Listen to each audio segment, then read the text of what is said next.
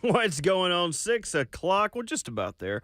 Happy Friday and good morning from the 104.5 The Zone Studios. I'm Robert Walsh. Thursday night football last night was definitely one of the games that have been played this season. Bears win a nail-biter 16-13. Not exactly the nail-biter because it produced anxiety, a nail-biter because no one wanted to watch overtime. Former Titan Dante Foreman carried the Bears over the finish line, rushing for 80 yards and a touchdown. Bears have now won more games with Tyson Bagent this year than they have with Justin Fields. Do what you want with that information. The remaining did not practices on the injury report for the Titans was Traylon Burke, Sean Murphy-Bunting, Nicholas Petit-Frere, and Daniel Brunskill. But they did get a promotion. Azeez Al-Shire was promoted to limited, and Chris Hubbard practiced in full participation. On the Tampa Bay Buccaneers side, it looks like a little troublesome for Carlton Davis, who has been out with a toe injury, something to monitor. Has not practiced all week. But when it comes to the game, Lee Company Countdown to get you covered for the game, 9 to 10 o'clock. Titans Radio follows that, taking you all the way up to kickoff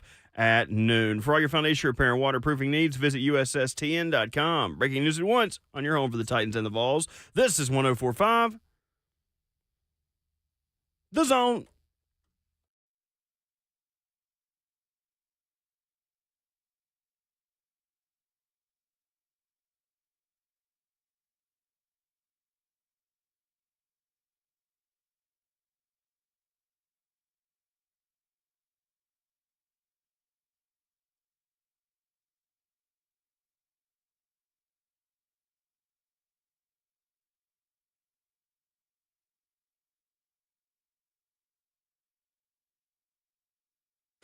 Happy Friday and welcome to RKW, brewed by 8th and Roast right here on 104.5 The Zone. A football Friday as the Vols head on the road to Como, and the Tennessee Titans head down to the Sunshine State for Will Levis's third career start. There's a lot to discuss.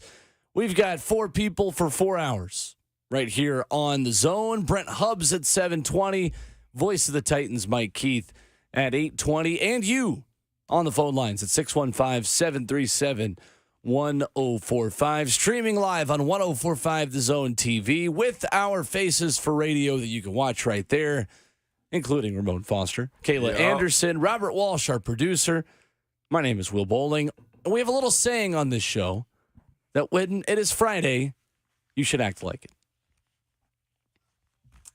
That was perfect. Yeah.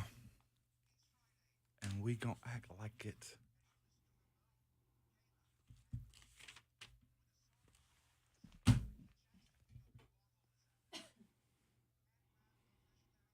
Mm-hmm. Charles Jones. Yes, sir. Mm-hmm. Work 9 to 5. If you want to party. And we're gonna party, good people. We are. It is Friday. I don't care if it get cold this weekend. It's gonna be a great weekend, and it's high school playoff football. But I got a gripe with myself though. I hadn't got a bottle in like 2 weeks, man. It's been one of those. I know. I thought it was last week you had one. I did not. It was like over 2 weeks. I feel like now, Kayla. And if that is true, we ain't supposed to be snitching on each other on air. Okay. That's true. Sorry about that. You want the people to feel bad. You have not had your bottle. So this particular reason though, I found that when we hit that Friday theme, man, I love it. I see why people wait for the weekends. Friday gets me going for a lot of. I feel like I can stay up longer. I don't know. I absolutely love the end of the week. I do. I do too. This weather actually is not bothering me. I kind of feel like it's a little different, and it feels good to have that, right? I love it. Yeah. Yeah. What about the darkness still? You there yet? No, I don't like the darkness. Okay, that's what I was That's wondering. still a little bizarre, getting dark at what time now? I don't even know. It was 4:50. Yeah. Because I was on the golf course trying to finish up 18 at 4:40. You shut you down? Yesterday. No, we finished. Okay. Do you see where your ball goes? I know. I was going to say, I'd be so bad at I was actually hitting it spotting straight for once yesterday. So, There you go. You couldn't see it. That's why. Right? Kirby plays with glow-in-the-dark balls, so he can play at night. Yes. Really? No, I made that Oh, up. But I think you should. That'd be fun. Kirby claims a lot of things. Kirby claims that he can play 9 holes in 40 minutes, 40 to 45 minutes without a cart. He can walk. Are you serious?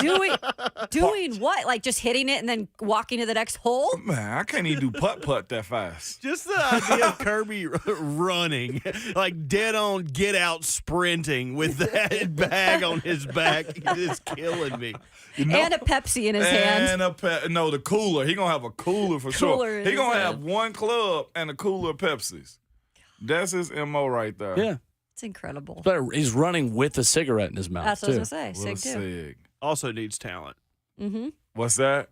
to run with a cigarette in your mouth. That's talented right there? Oh, for sure. There's plenty of things that can happen. You know, like say you're out of breath and you need a big wind in, and you just that cigarette down. Like Oh, dang. Kirby's probably more cigarette than man at this point, so I think he would be able to take it, but still things to worry about. He's filled like the turkey on Christmas Vacation when you open it. It's just Just nothing. I love That's your Kirby. jalopy noise. Yeah. That's Cut what into it the sounds turkey. like. Just I snorted. So That bad. was actually Oh, wait. good Are you right taking there. my snorts? I did. That was actually legit right there. Because you open up Kirby and fumes come out. That's crazy. That is a wild analogy right there, dude. I can't believe that one, man. Man, I told y'all briefly yesterday. Your boy went to hell yesterday, man. I did. My not sound finger fun. was actually infected. And it's going to be a little gruesome, okay? But, like, the dude was a nice older guy. And he explained to me what was Wait, going to nice? happen. Are you sure? Let me get to that part, Okay. okay? Yeah, he was cool. Initially, was like, yeah, there is something going on with your finger. If y'all can't realize, on Zone TV, I have a purple bandage on my middle finger, okay? I wasn't flipping you guys off. But he was just like, hey, yeah, we went to get something. You see that? And he made me touch my finger on the top and on the bottom around my cuticle and stuff. He was like, here's the thing. I'm going to get a scapula. I don't have to stick you, but I got to cut you. And I'm like, all right, then. Kind of Get your figured finger off? Yeah, that's what I'm thinking. And he's like, well, I got to cut you. I'm not going to stick you. I was like, well, okay. I figured it was one of the two, okay?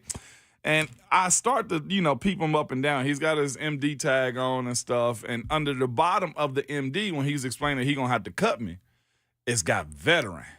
Anytime you put veteran under something, that means probably, service veteran, not necessarily a doctor veteran, right? Veteran underneath. I'm like, this dude has probably seen some crazy stuff in life.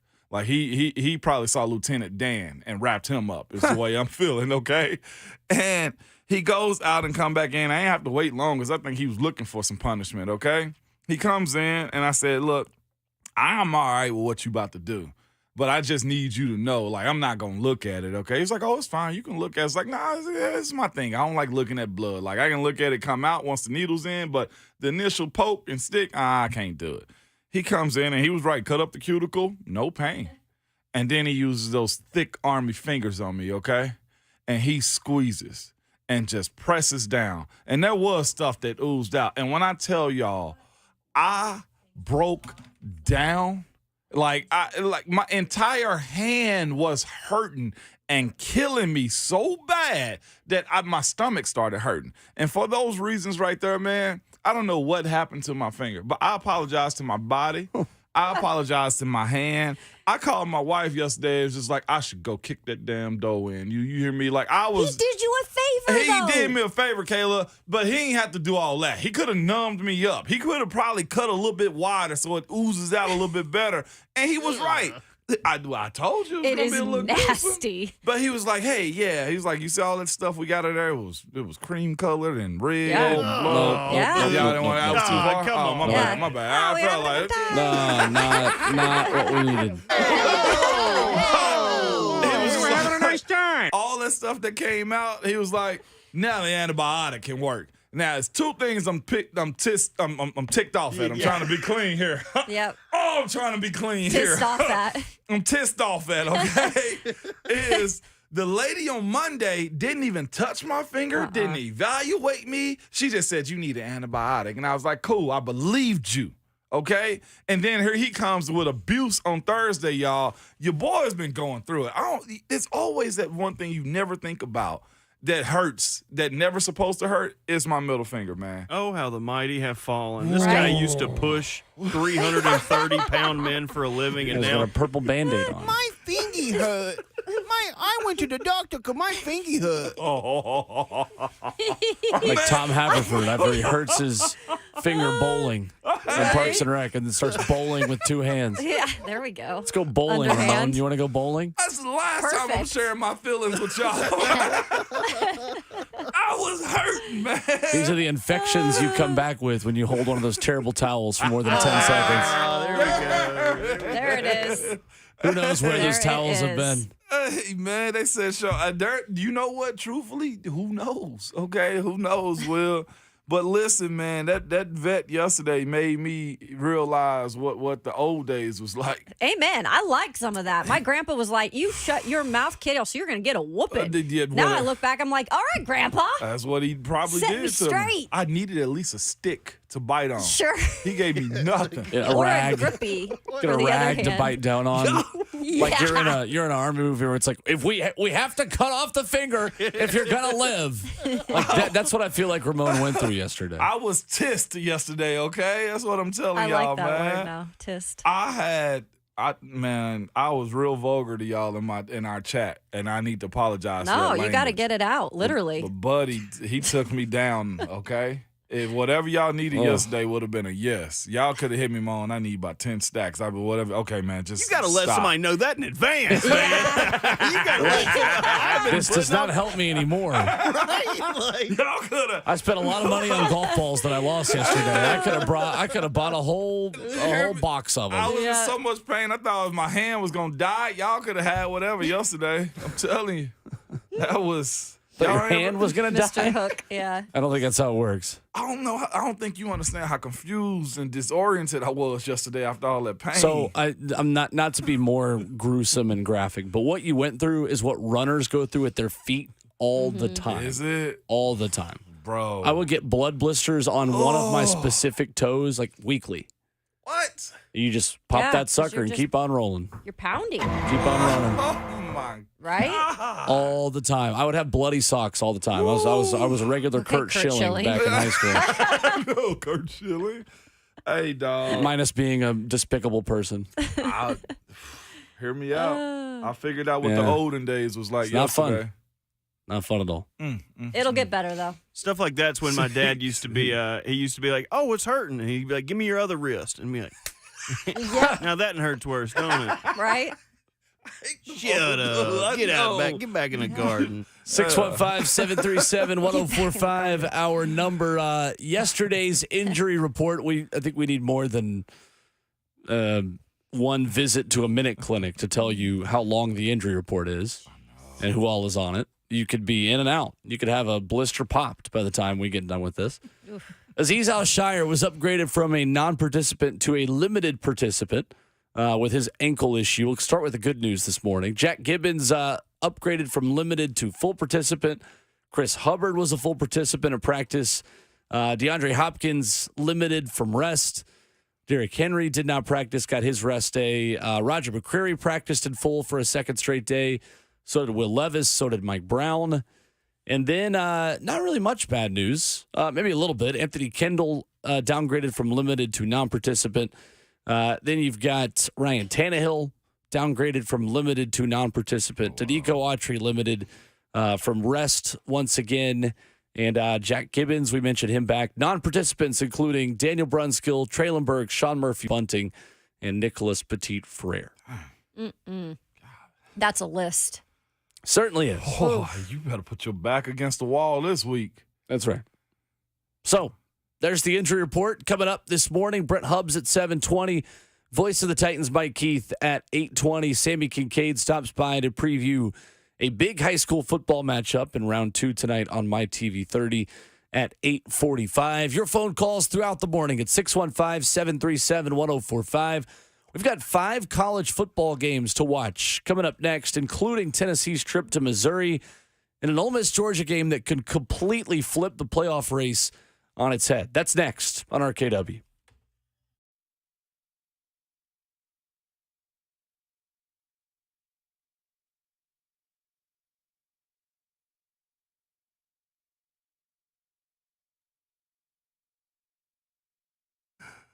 Genesis Diamonds biggest and last store-wide sale of the year is coming, all right? It's November 17th, 18th, and 19th. This next Friday through Sunday, okay? It's an extraordinary event with savings of 20, 25, up to 35% store-wide. This is the event people wait all year for. Rings, earrings, pendants, bands, bracelets. Nothing's held back for this once-a-year, 3-day sale. Acclaimed designers from New York and California will be flying in with expanded collections and special pricing. It's like the biggest jewelry trunk show you've ever seen times 10.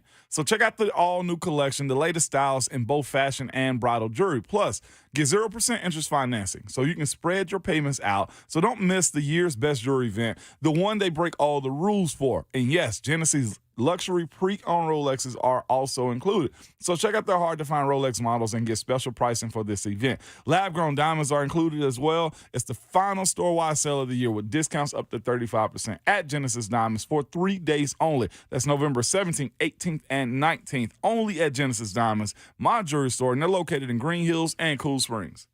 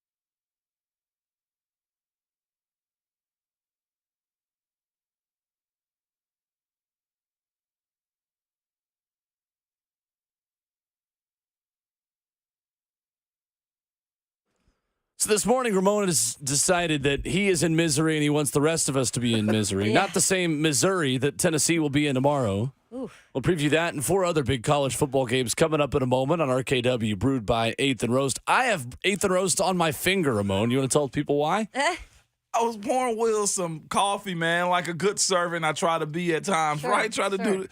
And somehow he moved. I did not move.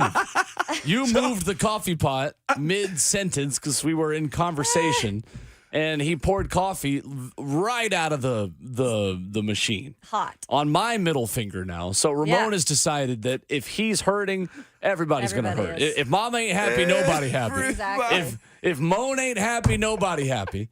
So he decided, eye for an eye, tooth for a tooth, finger for a finger. So look out, Kaylee's coming for you next. Well, I already slammed mine in the door There 3 you go. weeks ago, and it's all blue now. Navy Perfect. blue. And Robert, it's about you're to next. fall Yeah, that's what I'm off. saying. So, This is some good finger luck. destination I was going to stuff. say it's Final Destination, but finger nested. Yes. Bert, We're yeah, on the let's see same what wavelength happens this this today, maybe. Goodness. I was pouring the coffee with my weekend. Oh, jeez. You better get that stronger then. Remember, you remember the movie? Use my strong hand. Scary movie. Scary yeah. movie. Oh, the scary movie. My germs. I was pouring with my left, Will. I'm sorry. I was trying, man, and my hand wasn't as steady as It's unacceptable. You just can't use your right hand right now? I can, but like to go inside of the pot handle and Right, grab, it's I ain't too- want to knock my middle too finger. fat. You feel Do you me? think this is what kickers and holders go through? It's like, dude, you moved it. He's like, no, dude, you kicked it wrong. You Right? kicked it wrong. Imagine a holder having a hurt finger. That'd be tough. Laces are not going to be out. They're people too. Right. That's right. So I'm in misery. Tomorrow, Tennessee will be in Missouri, and Josh Heupel is 6-2 as a head coach in games with a 3-point spread or less. This is all about Tennessee's ability to run the football and Missouri's ability to finally stop Tennessee from running the football. I feel like games like this, guys, go one of two ways. When you've beaten a team with 66 points on offense 2 years in a row, you either just have like a decade-long ownership of that team or the pendulum completely swings the other direction. Yeah. And this game tomorrow, I have no read on it from the Tennessee perspective. I feel like anything could happen. That's where I'm at with it too. Well, Taylor? I remember a conversation at the start of the year that revolved around Eli Drinkwitz and how we thought he might be in for a outing soon, right? I'll be the first to admit I thought that. So I guess my biggest thing this year with Missouri guys is they didn't come out of nowhere, but in a way, they've kind of slowly gotten better and people have taken them a little bit more serious. That's what makes this, like you said, Will, kind of hard to get a read on because I still am like, are they real? Yeah. Is what they're doing like a real thing? Or does it just take, I mean, I know they played Georgia, right? But we all know what Close. Georgia is. And they played them close. But when you have something on your back like that in terms of a team, just like Kentucky has to deal with y'all, like I feel like it is a thing and it's hard to break that. It is. I'm with you. That conversation, and that's the reason I'm looking at Missouri like, yeah, we're going to be all right. Because we talked about Drinkwitz being let go, how his antics and how he whines and his pressers, and he's more popular off the field than he is on the field. And I think you look at him and say, you got to take him serious because the product is there. But I also question their wins and losses that they've had on the year. Was it MTSU played them tight? Yep. They had a kick for a win against Kansas State. And a 62-yarder, if I'm not mistaken. They got other people on their team. I mean, other teams on their schedule. They just say, yeah, I guess you were supposed to beat them, but you're supposed to beat them a little bit more than that. So I don't know if their methods are to drag you down to the deep end with them or if they just bang you with doggone, explosion plays after explosion plays and they just get hot in moments. I'm with y'all. I don't know what to think of them. This game, I think the Vols should win. I think they will win. I think they will win this game this weekend. But you're going to Missouri, you got an afternoon game, and they have some real explosiveness on offense. And if you look at the defense, they do just the same too. You just got to ask yourself, how do y'all continually get in rock fights time after time? That's the biggest issue that I have with trying to understand what Eli Drinkwitz got going on. They hit the portal. They did some stuff. And what's crazy, they lost some key players on their team.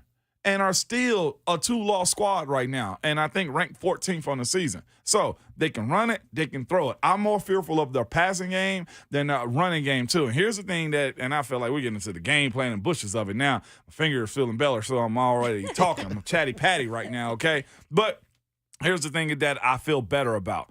This Vols squad hadn't really registered but 1 sack in the last 2 games. Now, I don't know if that's a offensive adjustment to the Vols or what the case may be, but this squad has not gotten to the quarterback. Now, I don't know if they're going to get the ball out fast, and Eli Drinkwitz, that's what they're planning to do, put their guys in space.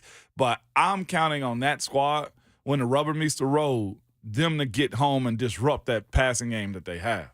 The other aspect of it that's interesting is Luther Burnen's status, who has 958 yards and 7 touchdowns already this season for Missouri at wide receiver. Last time Eli Drinkwitz spoke to the media, said he was in a green jersey and didn't take a whole lot of reps. Says, we'll see how he progresses. Won't know more about that until after, that would have been Wednesday. And I think it's in doubt whether or not that guy plays or not, which would be a huge loss for them against a Tennessee defense that obviously doesn't have its number 1 corner. He's yet to practice up until yesterday. Well, we don't not much. That was Wednesday. We don't have an Wednesday. update because Okay. I believe that's the last time all SEC coaches talk is on Wednesday. It's going to be a bigger conversation. If they're going to put mics in the headphones, I think it's about time we start getting injury reports in college. I'm going to get on that soapbox and get off. I heard that conversation on the Buck Rising show the other day, and I feel like it's a bit more nuanced in college football for offenses like Tennessee, because are you going to put a headset in every single helmet or just the quarterbacks? Because it's still going to be better for offenses, I feel like, to signal on the sideline. Because what's Joe Milton going to do? Just give the route signals for every single wide receiver? I mean, from the quarterback position? That's how you can do it from him. They can still look to the sideline. As far as it's concerned, Joe can just hear the play, know what he's got, and tell the O-line. That way it simplifies it a little bit better. That way he ain't got to be looking at formation and everybody over to the sideline. Instead of the O-line having to look, get their signal, quarterback, get theirs, wide receivers, everybody, it can just get simplified to where their process may actually speed up, in my opinion. I'm with you. You're right. There's differences in how that's probably going to operate. Because for teams like Georgia, it's going to get quicker because true. you can go in the huddle and it's easier and there's no signaling. But for offenses like Tennessee, where wide receivers are also looking to the sideline to get the play, I'm just curious how much that really affects them. You're right. We don't huddle. The Vols don't huddle. Ever. There's you're right. The Vols don't huddle. They'll still have to signal in. Right. But even when we ran no huddle and when I played, we would just get the numbers, hey, 56, 56, and just go to the line of scrimmage, and everybody else get their calls right after that. Right. So, yeah, that's an argument, but I'd love to see it still, though. Sure. But you want the injury report to be revealed? Is that what you're saying? Oh, So, like, you're saying you want specific injury at least designations on Fridays. Okay. I think we're going to get there. At least on Fridays. Do you think more so because players are getting paid and there is a little bit of a difference and they're considered pros in a way? I think it's because of gambling. Because gambling's legalized in more states, that you're giving a gambling advantage or disadvantage for those people that may or may not know behind the scenes. Why did we never have it, though? Amateurs. Then so what changes that? Are we amateurs, or now the fact that betting is bigger? Right. It was both. It's crazy. It's both. Gambling wasn't legalized. Yeah. Like in a lot of Yeah, places. that's true. So That's maybe true. they just use that as saying, hey. It was if you want to gamble, then you got to go fish out your information. Just like Jaden Daniels' status Right. for Saturday. Mm-hmm. What is it? Yep. 615-737-1045. Ryan in Lebanon is first up with us this morning. What's up, Ryan? Hey, good morning, guys. Morning. So I want to talk about this game Saturday, man. Ramon, what is the message in the locker room as far as the players? Like, we cannot mess around and just go out there and play. We got to be on all levels, got to be 100%. All aspects of the game got to be 100%, man. What's the message in the locker room before the Georgia game? Thank you so much, and go Vols, baby. Go Vols. Thank you, Ryan.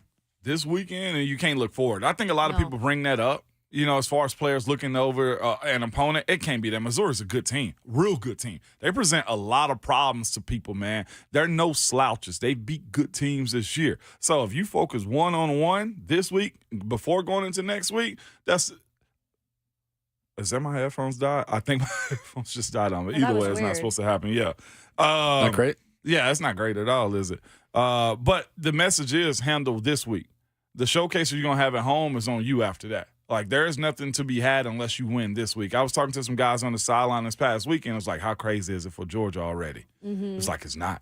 It's like the next week, you beat Missouri, then it's going to get wild. It's like we won't be able to hand out enough bands for people to be on the sideline. That's going to be a big show. If you want to be a part of the show, Tennessee, win this game on the road, because that's the other thing. You beat Kentucky, but you're supposed to. That's going to be the same energy, I feel But like. at least they got that off their back because they hadn't won on the road in a bit. So at least they got that off their back. I don't know what the fan support is this year. Well, you've said in the past, like, it's not the greatest atmosphere. No, it's not. And in a midday, showing, I don't know what that will be like. I don't expect it to be extremely intimidating. I don't either. I kind of do. Really? Yeah, I do. I think that 'Cause it's the Kansas Vols? State game, and the Vols. I think the relationship that Josh Heupel and Eli Drinkwitz have also going to play a part in it. What do you call that relationship? It's weird. You're right. It is weird. I don't know, but all I know is, like Will said, there's been nothing but 66s on them. Ole Miss at Georgia on Saturday night. Georgia a 10.5-point favorite, winners of 26 in a row since its last loss to Alabama in the 2021 SEC title game. Georgia has not lost a regular season game since the COVID season. 36 wins in a row in the regular season. Interesting that although he did not start off as well as we expected, Carson Beck has completed 72% of his passes this season. Jackson Dart's got to play a perfect game for Ole Miss to have a chance. Mm-hmm. Has to. I'll say this though, with them going to Georgia and what Georgia presents, Georgia that 10.5-point spread. Well, I see you put that in the rundown, man. I question it only because it's Lane going down there. I feel like if Lane can survive the bodies that's going to fall to the ground on the earlier portion of it, because Georgia's a physical team. Georgia's a team that's got a ton of talent. They got depth, okay? Then I look at Ole Miss and say they can get an upset there. It's going to be hard. I don't want to make it seem like Lane's going to go in, but I've learned to respect the way Lane plays that game and how he can mastermind a bunch of stuff.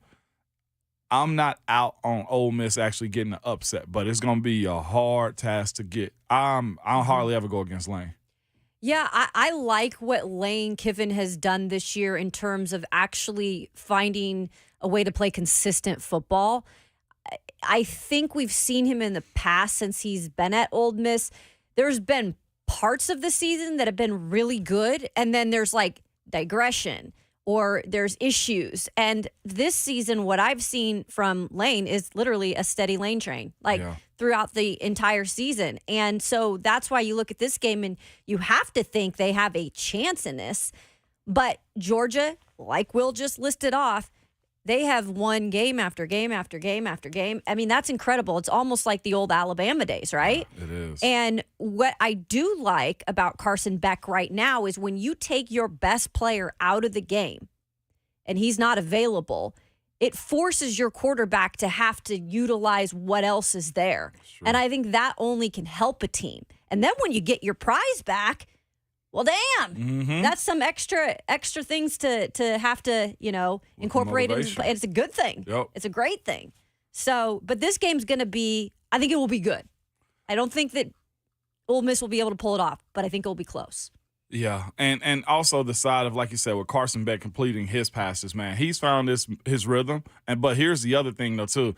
Georgia in the second half, and at least in that last Missouri game, just finally got to a point to where they just start beating people down. Like, it's like, screw it, we're going to run the ball, and then we're going to hit you with some play action. Like, their receivers broke some tackles and went down the sideline well in that game to where, again, Missouri just died out. They ran out of gas. Georgia has a lot of talent, and that's where when you mention a 24-game win streak at home, or the fact they hadn't lost a regular season game since COVID, since 2020. That seems forever ago. But it's not the impossible task because Missouri showed that last week. Georgia has also been ranked number 1 by the AP for 21 straight weeks. That's tied with Miami for the second longest streak ever. USC holds the record still at 33 weeks in a row. Was that when Pete Carroll was there? Well, yeah. That was Pete. Yep. Pete era. Michigan at Penn State. Does the Connor Stallions fiasco distract Michigan enough to help Penn State win this game? Yeah. It's crazy to me. No team has taken a single snap inside Michigan's 10-yard line this season. We've been playing a lot of football this year. Not a single snap inside the Michigan 10. Michigan gonna have a lot of. I'm gonna question it because you don't. Is that a historic defense? Is what you're telling me? It could be. It could be. I'm taking Penn State. I'm taking Penn State to cover plus 4.5. Okay. I would say this. My gut, because I was like, maybe I should bet on this game. Then I'm like, nope. My gut says it could be a Penn State victory for the fact that Michigan's schedule, and we've spoke about this, has not been great. And yes, they have been putting teams to bed. I do understand that part of it because you were talking about how like Missouri didn't necessarily like get these big wins against teams they needed to. Yeah. Michigan has done that, but Penn State plays a different type of game. And I think those two, it's an interesting matchup that it's going to be low scoring. And I think Penn State could definitely come out with the victory. I think this could be their first falter on their schedule in terms of Michigan. Will the sporting world rejoice if that happens? Oh, yeah. Probably. Oh, yeah. That's what's so crazy. They're doing a real good job of deading out the bad noise surrounding their scandal with Scallions. But this is a real Scallions? thing. Is that it? Stallions? Or It's scallions? not something we're putting Is on a that big potato. seafood? I like No, scallions. The little green things. Scallions are not seafood, Kayla. No. Those are scallops. Scallops. Scallops. I love Scallops and scallions. Do scallions taste like anything? Onion. Yeah, it's onion. Green onion. It's green onion. Yeah. Yep. Okay. They're good, too. Okay. I actually love That's what those greens. technically are. I love green onions. Okay, yes. But you're right, Kayla. You mentioned their schedule. They've beat down everybody they're supposed to. But you look at it, UNLV, East Carolina, respectfully, Bert, Bowling Green, Rutgers, Nebraska's resetting, Minnesota, no, Indiana, Buck, no. That's good. Yeah. See? They do have a cake schedule. Not exactly a murderer's row. No. And when you have that incorporated in your schedule, you have to go through some adversity a little. You have to be tested, like the Vols have been, like Ohio State. I'll even put Ohio State up there, having to have some of those games early on. Georgia, with some games recently. Yeah, recently. You're recently. Right. But yeah, because then when you hit this late in the season, it's like, is this really the team I think it is? Is a one-loss Alabama team better than this undefeated Michigan team? It might be. You don't think so? No. Okay. I don't. It might be just the way they're progressing. The way Alabama's progressing, I'm with you on that one. We'll see. Yeah. 615-737-1045. We'll get to Alvin on the other side. We'll also get to our other college football game to preview in the Pac-12 as Washington takes on Utah and recap one of the football games that was played this season. It was football last night. Bad football still better than good versions of many other sports. We'll recap Bears-Panthers coming up.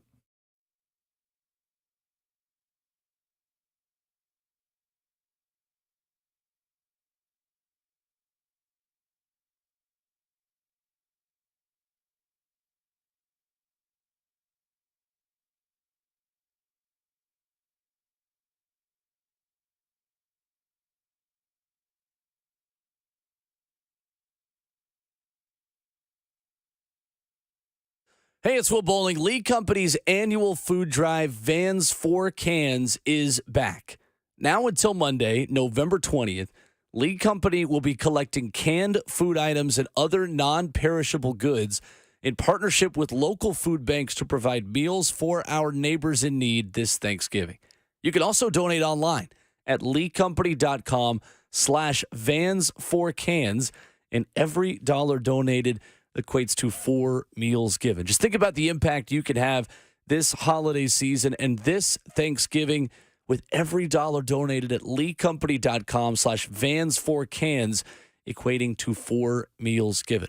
That's making a difference with Lee Company by visiting leecompany.com/Vans4Cans. Now through November 20th. And Lee Company, they're involved with things like this all the time here in Middle Tennessee. They are so plugged into our local communities, whether it's Little League, high school sports, local events, these sponsorships.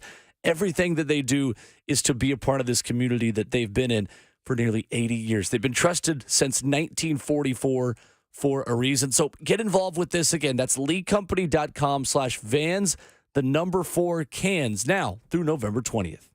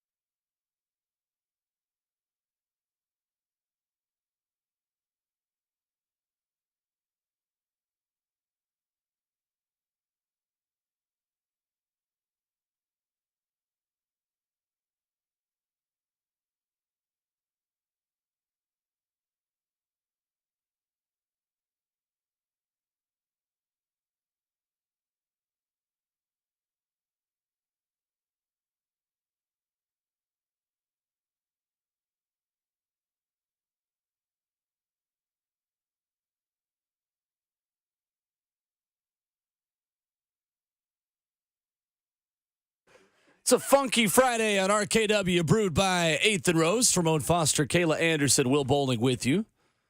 In 15 minutes, we've got Tim Kelly talking about what Will Levis will specifically learn from in Pittsburgh. A mistake there that he said yesterday you can only make once the bullets are flying a little bit. We'll get to that and hear from the Titans offensive coordinator here in 15 minutes. But first, we go to the phones where Alvin is in Nashville. First up. What's up, Alvin? How y'all doing? Good. Good morning. Good. So I had two things I wanted to hit on. I know the season is nowhere being over with, but I just wanted to get you guys and ladies' perspective on two things. The first thing, with the Vrabel thing that had came out about New England and all that stuff, if it was true, what would you? If you was the GM or the owner, what would you be like? Oh yeah, we'll let him go for let's say 3 first-round picks. And the other thing, as far as free agency go, would you look at a player like a T. Higgins? And the reason why I say it is because if we're gonna keep on waiting on Traylon Burks, we're gonna wait till his contract is up before we even get to see his potential. Because he can't stay healthy. So what are we supposed to do? I ain't gonna listen. Ramon. Hey, there it is. I didn't Nice. realize Alvin was a truck driver Appreciate too it, till a Alvin. while back. Mike won't give us the horn anymore, but that's okay because Alvin. Yeah, will. Alvin. Yeah, see what I'm saying? You missing Okay. out. There it is. He is. But you won't do another one that will now, Mike. Exactly. First thing first, the Vrabel thing. We talked about it. I don't think there's much there to be given. Who you going to replace him with? Alvin's always going to be the question. Vrabel's not a bad coach. If he's let go, then somebody's going to get him 3 first-round draft picks. I'm going to listen. I really am going to That's listen. nuts. See, that's what I'm saying. That's a hard bargain to turn down. I don't care who you are. I don't know if that's a realistic trade, but Kayla, where you at on him being a trade option, which I don't think Vrabel, if you all asked him that, he wouldn't even talk about it. Grass is always greener on the other side. It's not always greener on the other side, right? And that's right now in this moment, while this team is still in a rebuild of sorts with a new GM and they're figuring out their things together. They just had their first draft class together. It's been pretty successful, guys, wouldn't you say? And so now you got to give them a little time. I think Mike Vrabel is still one of the best head coaches in the NFL. And you can go outside of Nashville and hear that from other people who've covered football for a long time. So I think right now that's not really a conversation. Now, if it was presented, you're going to have to give a heck of a lot to, if you're Miss Amy, to trade away your head coach. I don't even know if you could ever get 3 first-round picks. They'd be separated in years, obviously. Right. But I don't even know if I'd do that. You're getting at least 1. 2 firsts is the price. Nothing less. Nothing less. 2 firsts in the same year? Well, No. Well, that's impossible. They don't have 2 firsts. 2024 and 2025. It would probably be 25 and 26. Okay. Yeah. They wouldn't do that for this draft. Right. I almost feel like the only thing that's going to come out of this is Vrabel getting a raise at this point.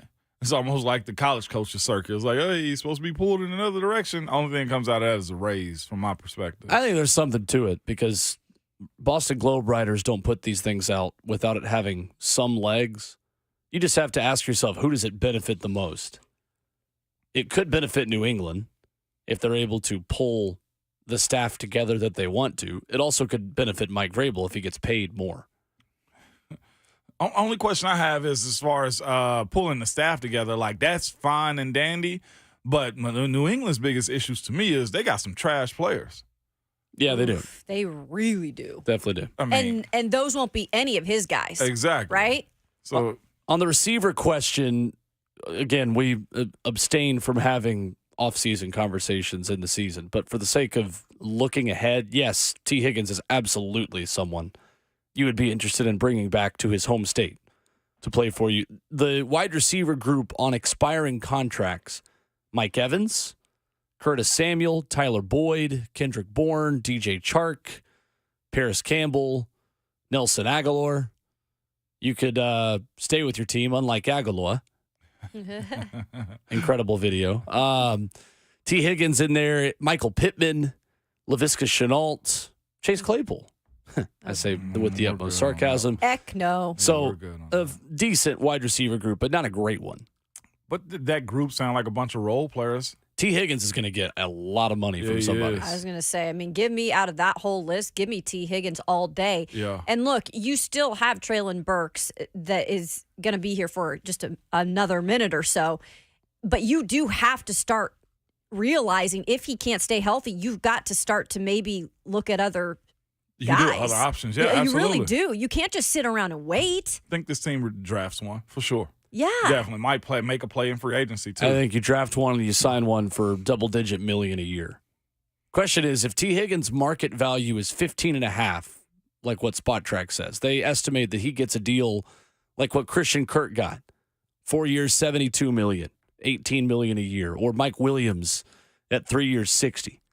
Someone is going to give T. Higgins $20 million a year, because if he is by far the number one receiver in the market, someone will pay him wide receiver one money. You know it's not going to be Cincinnati.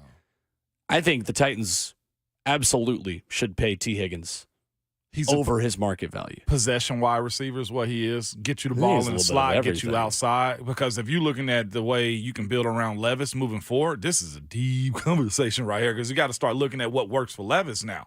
And he can throw it to almost anywhere on the field and get it to anybody. Another big wide receiver will be huge for this And the organization. Titans have money next year. I know, boy. I know. Spend it wisely. We'll look at the other college football game on our list, Washington, Utah tomorrow, and then we'll also get into Thursday Night Football as well. Plus, Tim Kelly talking about a mistake Will Levis will learn from that you can't really learn from until you're in it. As we continue in hour 2 next on RKW.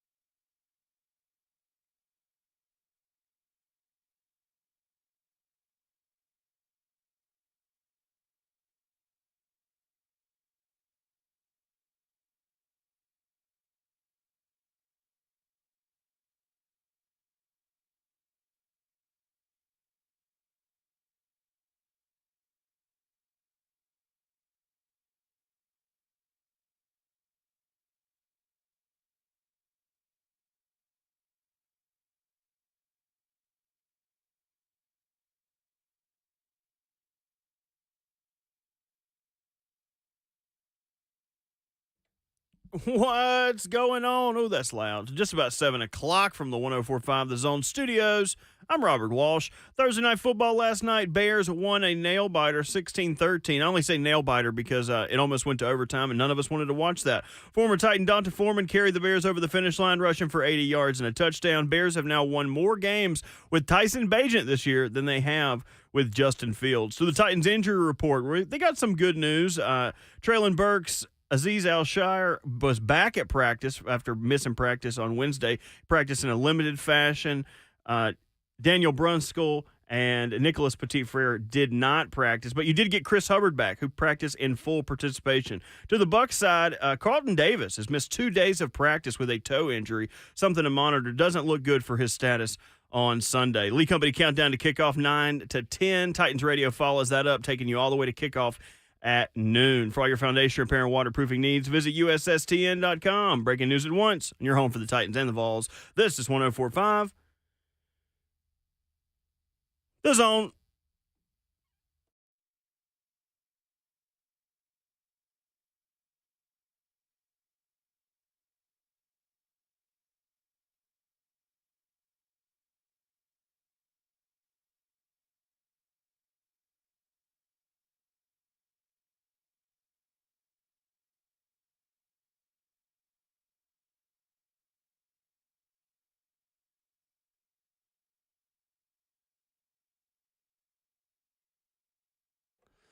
$7 a.m. in Nashville, Tennessee, as we welcome you into hour number 2 of RKW, brewed by 8th and Roast, with Ramon Foster and Kayla Anderson. Robert Walsh making the show happen. I'm Will Bowling. Coming up in 20 minutes, Brent Hubbs of VolQuest, as we go to Knoxville for the latest as Tennessee takes on Missouri. Big basketball night as well for Tennessee as they are up in Madison taking on the Wisconsin Badgers. 8 o'clock on Peacock, which no is not a TV channel. That is an app, if you were unfamiliar. 615-737-1045, our number. Streaming live on 1045 The Zone TV. See our beautiful faces for radio right there on Facebook Live, YouTube, Twitter, or Twitch. Push, please. Joining the chat in the F&M Bank chat. We've got your comments all morning long. The chat's alive and active this morning. It is Friday, and the people are properly acting like it.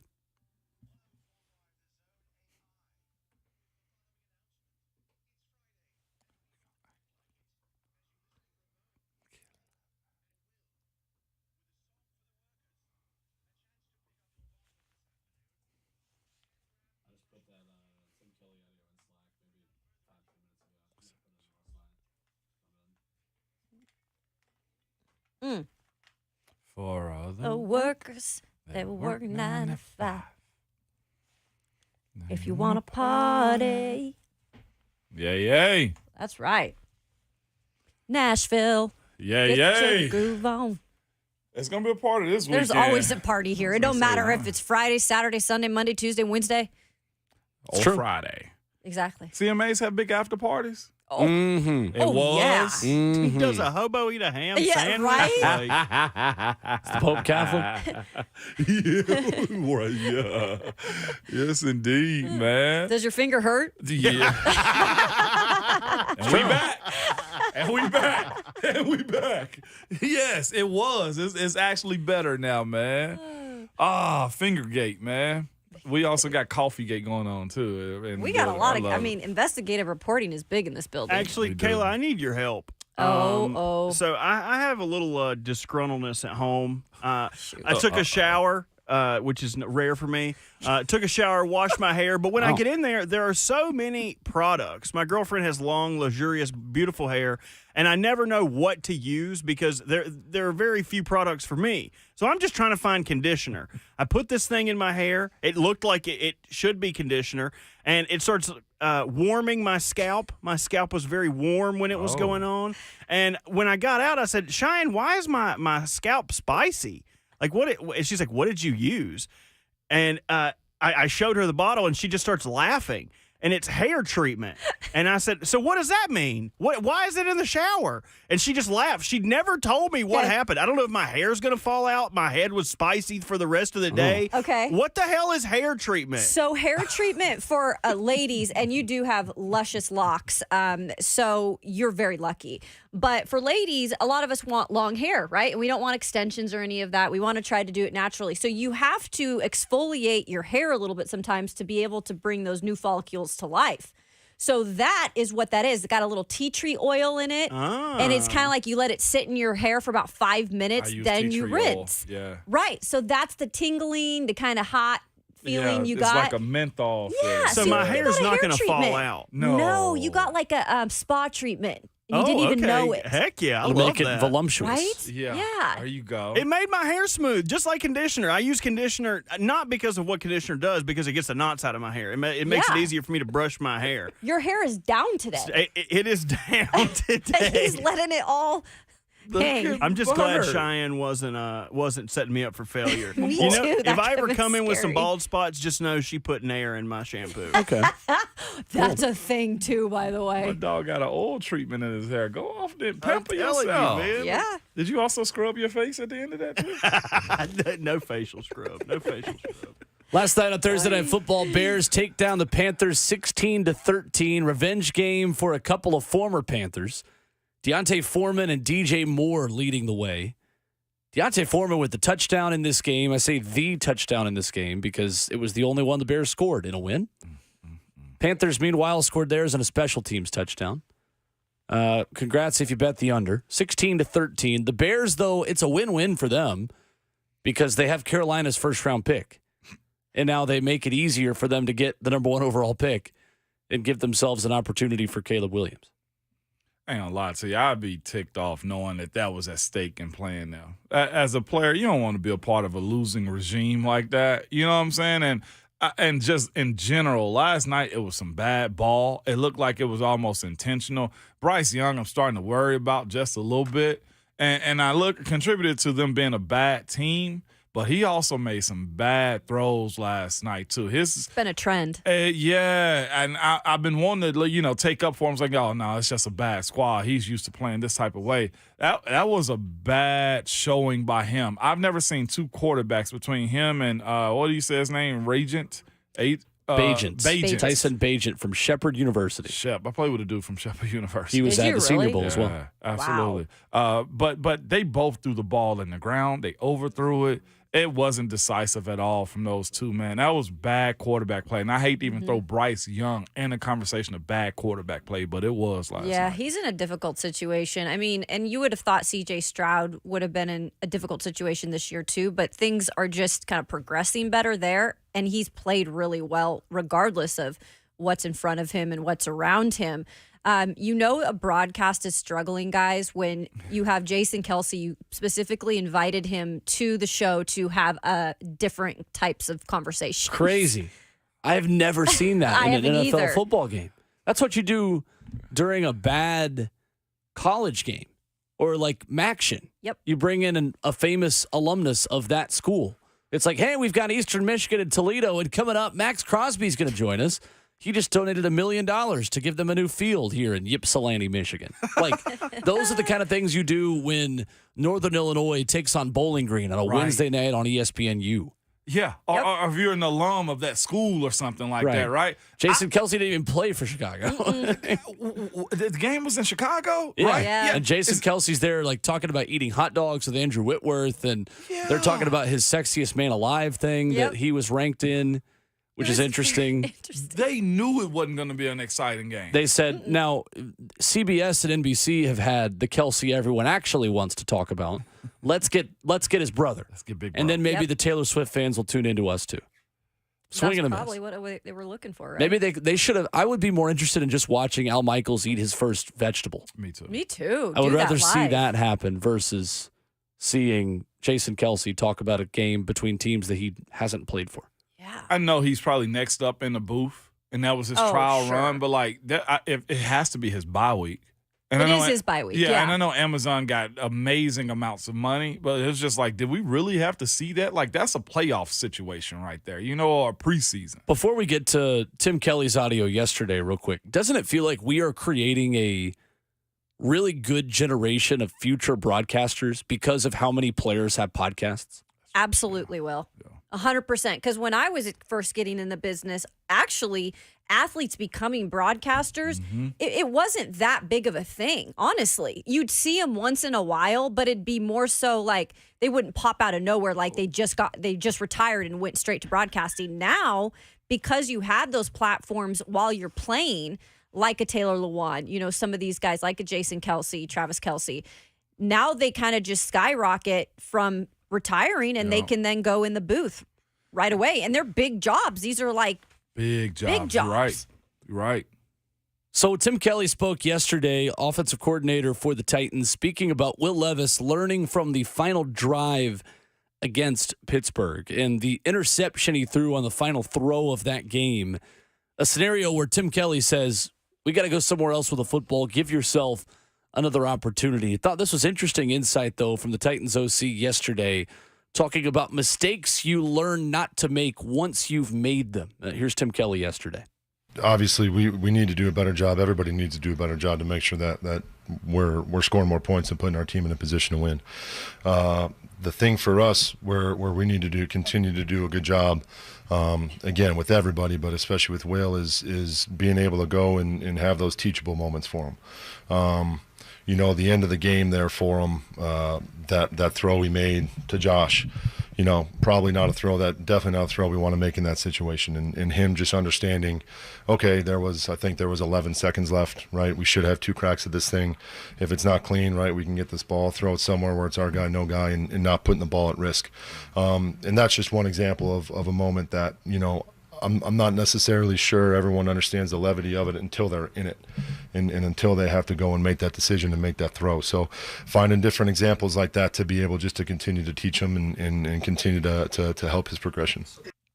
The progression now for Will Levis is in critical situational moments, not forcing the football to your primary target. And that was an issue in Pittsburgh. It was. To me, this, and I just wrote it down just in case we segue somewhere else, but these are the good mistakes you want, though. Will Levis fell victim to pressure. Like, it's okay to say, all right, I like the thought of you going down, but we still had time. We still had 2 opportunities. These are the good mistakes you needed to have right here from him. These are the growing pains. I guarantee you this, I would hope moving forward, he's the guy that understands the flow of the game. Sometimes the game is just what's in front of you. Take that 8-yard out to get closer to the end zone so you can get another crack at it. Again, he played hero ball, and you appreciate somebody that is going to be very adamant on being successful, but this is one of those good mistakes, those passions that you want out of your guys. We're not talking about a guy just making a boneheaded decision. We're talking about Will Levis wanting to go win the game. But it wasn't necessarily in those moments that he needed to make those types of decisions that he made, going to Josh Wiley and getting the ball picked off to end the game. That, to me, is a good mistake. It's all right to have those moments, and that's what Tim Kelly was saying. I'm glad he mentioned that. First of all, I love Tim Kelly. Let me tell you that much. Him talking to the media is a breath of fresh air because he does kind of tell you a little more than in the past what coaches have told you. Todd Dowding. But I love the fact that Will Levis in that situation, and that was a high pressure situation. That was 50 seconds on the clock. You have a chance to go down and win the game. And eventually he needs to be able to make those plays and make the right reads, right? I get that 100%.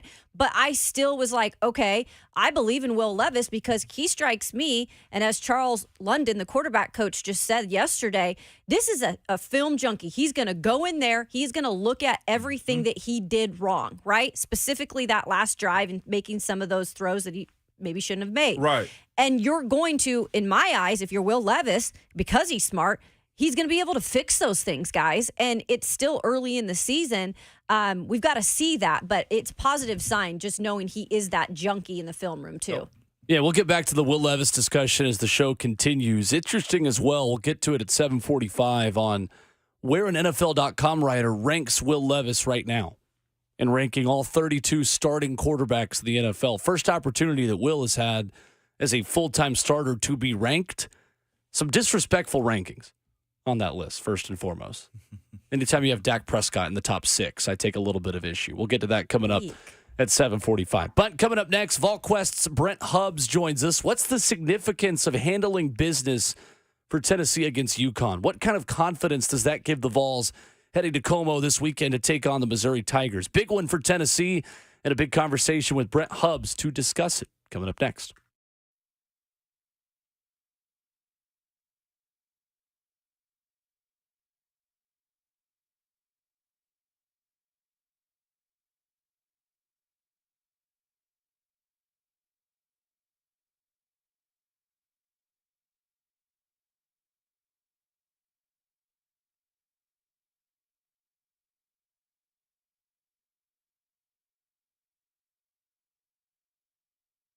Hey, it's Kayla Anderson for the Ingram Agency. Local agency founded from the ground up back in 2010. Chris Ingram, along with his team of fully licensed professionals, have really created a strong agency focusing on the entire state of Tennessee and serving it. You need insurance.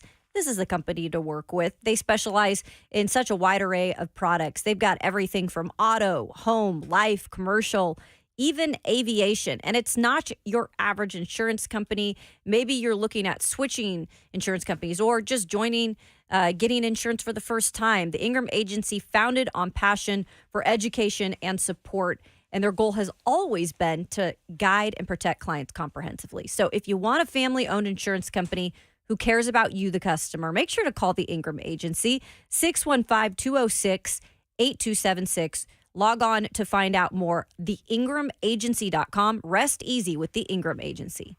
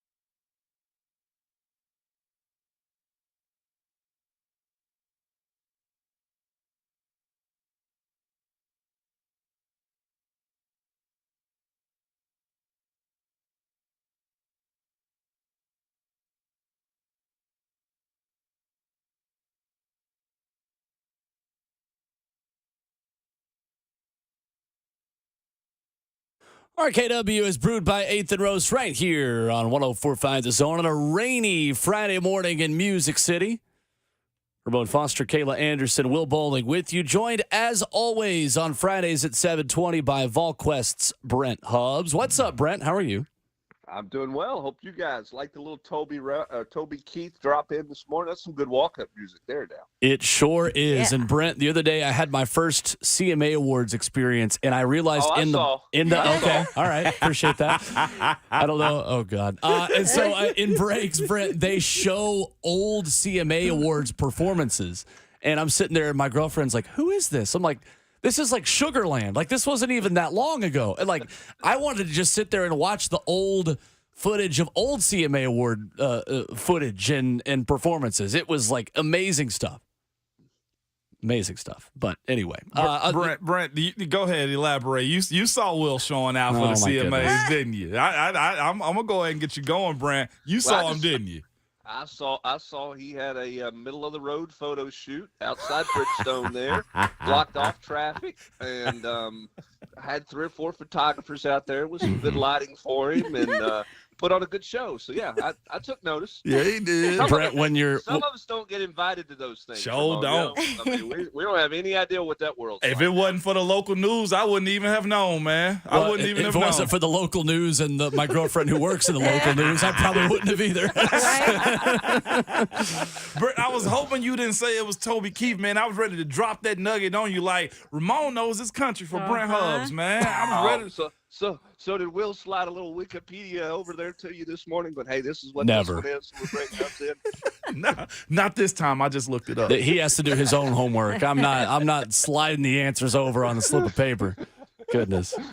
Brent Hubbs, VolQuest with us. Brent, what is it about Missouri and Tennessee? Why in the world can Missouri just not figure out how to stop this Tennessee offense? And do you see the advantage that Tennessee has had the past couple of years on this Missouri defense in their favor again tomorrow?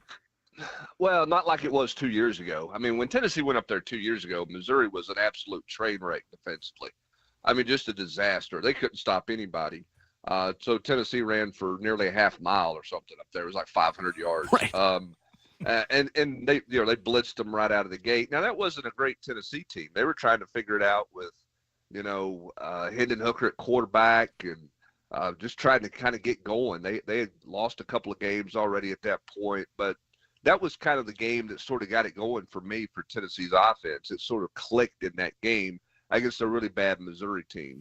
Last year, I mean, I think Tennessee just wore them down. I mean, and I think tempo can be a huge factor in this game tomorrow. You look at Missouri's depth. They're only playing about 7 or 8 guys on the defensive line. Those guys have played a bunch of snaps. They play, 60 snaps a game, 50, 60 snaps a game up front. I think if you can get going and you can get your tempo going, I think you can wear Missouri down. And I think Tennessee wore them down last year, which is why they were able to pile on the way that they did in the third quarter and make that thing a complete and utter blowout. So I think that's something to watch early in this game. Tennessee at Kentucky, their tempo was much better, and it was a focal point that week on the practice field that, hey, on the road, we got to get back to our tempo. We got to play at our tempo on the road. We did not do that at Florida. Hadn't done that at Alabama a little bit, but not the way that they wanted to. They were much faster at Kentucky, and I thought Kentucky was out of gas a little bit in the fourth quarter, which is why Dylan Sampson and that offense could put the ball game away in the last 4.5 minutes. So I think tempo is something to watch early in this game tomorrow. Brent Hubbs of VolQuest with us. And Brent, you guys wrote in the War Room at VolQuest.com about the 3 straight games now where Tennessee has hit a pass play of more than 40 yards. How much does that UConn game give them added confidence, specifically on offense, where, yes, it's an inferior opponent, but it is much better against that opponent than it was against Austin Peay earlier this year, Brent? Well, I think you go back even to the Kentucky game, and they had one against Alabama. The thing that's changed about Tennessee offensively is the yards per attempt. When you go back to the San Antonio game, the Texas A&M game, Tennessee was averaging less than 6.5, less than 7 yards per attempt. The last couple of weeks, Tennessee's averaging about 11 or 12 yards attempt. So what does that say? That says they're trying to force the ball more vertically. and they're finding some things in the middle of the field, and they're taking some more shots. They're getting some defensive structure that they like because teams are having to sell out a little more to stop the run. So when you get that, you got to take advantage of it. And Tennessee's taking advantage of it. They obviously did a lot against UConn, but they took advantage of it against Kentucky. They took advantage of it for a throw early against Alabama. They have to do that in this game against Missouri because Missouri's obviously going to come in trying to stop the run, which means you're going to get some one-on-ones and some opportunities. You got to go win those vertically down the field. That's been as big of a growth in this thing for Tennessee's offense as anything, is the fact that they're stretching the field vertically in the passing game more now. Brent, one thing that's popped out to me in looking at the box scores in the games is the lack of sacks from this group that's really been adamant the early part of this season. One, what do you think it is? And two, can they get on track in Missouri on the road? Because it's going to be necessary. They got some weapons on the outside that you want to get stopped by putting the quarterback on his back. Yeah, it is. I think the thing, too, is it's not just the sacks. It's how you affect the quarterback. Okay. And Tennessee has not affected the quarterback well enough. Now, they did the first two possessions of the second half against UConn because they got in the quarterback's face, and Roberson threw off his back foot, backing up, and what does he do? He floats one across the middle of the field, and you get a chance to intercept the football. Devin Leary, they never sped him up, Ramon, and they never really made him uncomfortable. And what I mean by that is those edge guys were coming hard off the edge, but they kind of pushed them out of the way, and they create a pocket for Leary to step up in. So one of the things that's kind of, to me, is not completely disappeared, but it's not where it was earlier in the year, is inside pressure. It's Omar Norman Lott. It's Omari Thomas. It's Tyler Barron when he's inside. It's the twist game that they ran earlier in the year successfully. That was good up the middle, which got in the quarterback's face and gave him no room to step up. He either had to bail out right or left, or he had to back up. Tennessee's got to get in Brady Cook's face, the Missouri quarterback, up the middle. It can't just be the edge guys off the edge. Because, listen, we all love a free run from James Pierce, where he just blows a guy by. But those don't happen on a consistent basis. What you can consistently do is push the pocket forward, and Tennessee's got to get vertical in the pass rush with the inside guys. I think that's been missing as much as anything. Now, teams are max protecting. Teams are trying to get the ball out of their hand fast. Tennessee's got to do a better job in the defensive interior rushing the quarterback, in my opinion. Definitely has to be the case. What is the biggest challenge for this group going on the road, though? I know some places are toxic because of the crowds. Do you expect that to be the case? Do you expect, Eli Drinkwitz and Coach Hype to have a little something? What is the non-football issue for this group going on the road to Mizzou? I don't know that there's an issue. I mean, I think the biggest thing for this group is to play 4 quarters. Okay. They did a better job of that against Kentucky and was able to put the football game away. You go to the Alabama game, they no-showed in the third quarter, and all of a sudden you lose a 2-possession lead and you get beat. You go back to the Florida game, they no-showed in the second quarter, gave up 4 straight touchdowns, and all of a sudden you're playing from behind and you can't catch up. So I think the biggest challenge for this team is to be in a full 60-minute fight and keep it for 60 minutes, as the maxim says, because they've got to finish. They have not finished well enough on the road, particularly in the 2 losses. They just took a quarter off. In terms of the environment and the crowd and everything, listen, I don't want the Chamber of Commerce coming after me, but this is not going into the Deep South SEC mecca of football rivalries here, okay? So the crowd, the noise should not be a tremendous issue for Tennessee. I don't expect them to have problems that way. I think the biggest thing for them is just finish. They cannot have that, that 2 or 3 possession where it's 3 and out and it's a lull and there's a holding penalty or they drop a pass or they do something and then the defense gives up a score and then all of a sudden there's a little bit of here we go. You can't have that happen the way it did against Florida. And at Alabama, they didn't help themselves, right? You had the fair catch, bizarre call, backs you up. Then you go for it on 4th down in your own territory, don't make it, and all of a sudden the football game's completely flipped. So you can't help them with poor decision making, and you can't just have that lull for a quarter of football like they've had in their 2 losses on the road. Brent Hubbs joining us from VolQuest.com. Brent, we were having this discussion earlier on Eli Drinkwitz. Have you been surprised at all with maybe what he's done with this team this year? We all were kind of thinking, maybe he could be out soon. Yeah, he got the big contract extension. When he got that, everybody was like, "What? You're going to pay him what?" I mean, what's he accomplished there? He's got a nice come-from-behind win against Kansas State at home, where field goal kicker makes a huge long kick, and they benefited from a drop pass late by Kansas State. They were down 14-0 at Kentucky and faked a punt and got themselves going there. He's got weapons on offense. He's got a quarterback. He's got a lot of creativity on offense. They do a lot of shifts and motions and kind of eye candy type stuff. They've done a much better job this year of getting Luther Burden, the wide receiver, involved in the game in different ways. Before he was a end-around jet sweep guy who was an outside receiver. They'll now play him in the slot. I think Tamarion McDonald, Tennessee's star, has a big challenge on his hands for what they want to do with some of their inside receivers. And they're getting a little bit of an identity, Kayla, on defense. I think a little bit of stability there.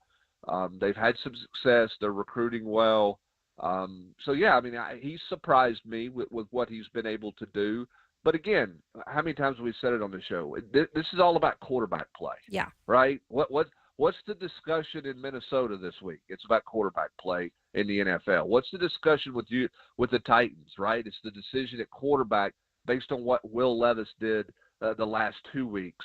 The teams that can play the quarterback position give themselves a chance. And Brady Cook can run with his feet. He can do some things with his legs, and he's throwing the ball much more accurately. And that's why this team is a better team this year and probably exceeding expectations. He's played better and has made a step, probably a bigger step than most of us thought he would make. That's a great breakdown, Brent. So you have all the inside information, and I wanted, if you could give us an update on Brew McCoy, because I know also, there's an NFL decision to be made in terms of the draft too with this guy. There is. I saw Brew this week. He's doing well. He's rehabbing 2 or 3 hours a day.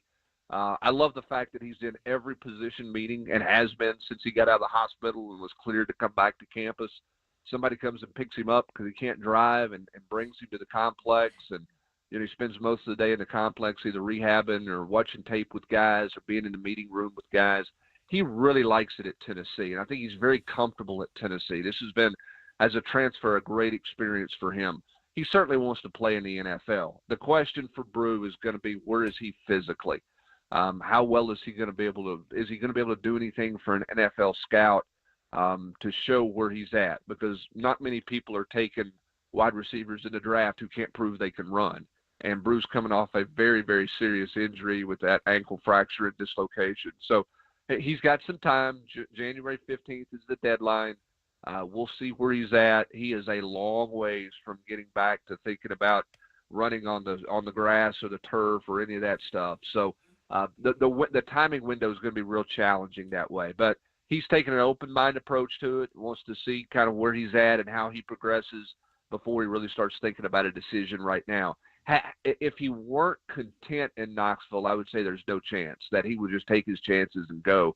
But he very much likes the experience he's having in Knoxville after spending time in LA at USC. And it's not, he doesn't hate USC.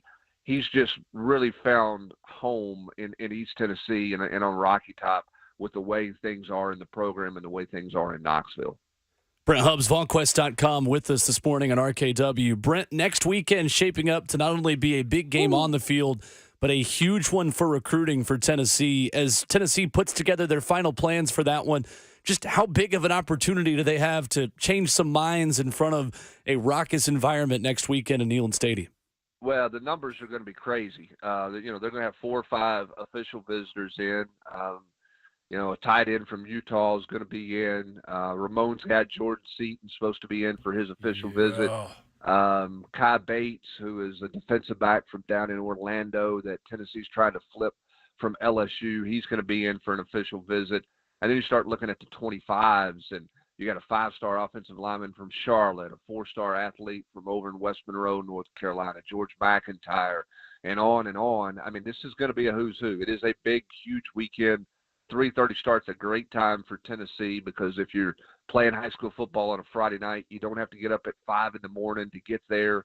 but you're also not coming for a night game and getting home at 3 or 4 in the morning. So the 3:30 window is a great opportunity for people to drive in from Atlanta and from Charlotte and all over the Southeast, and then they'll have some guys fly in as well. So it's going to be a huge weekend for Tennessee and a huge opportunity. I don't think you have to win the game to land guys. Your environment's got to be well. You need to play well. You need to continue to build on some of those relationships and obviously sell the opportunities that you would have at Tennessee, and let them meet guys like Brew McCoy and some of these other guys who maybe weren't here for 4 years but got here late and said, you know what, this is a great place. Even though I've only been here 2 years, this is a wonderful place to hang out. Let it sell itself. Because what's the notion, Ramon? You were a former host. What Coach Fuller always say? You get them on campus, you got a chance. And Tennessee's going to get a bunch of good ones on campus. Absolutely, man. That's going to be big. I got to ask you real quick, too, as far as I saw your list of guys that could return. If you're a mid to late round guy and got good NIL, is it more advantageous for you to stay in college as opposed for declaring? Because that's a nice list of guys that can really strengthen your squad.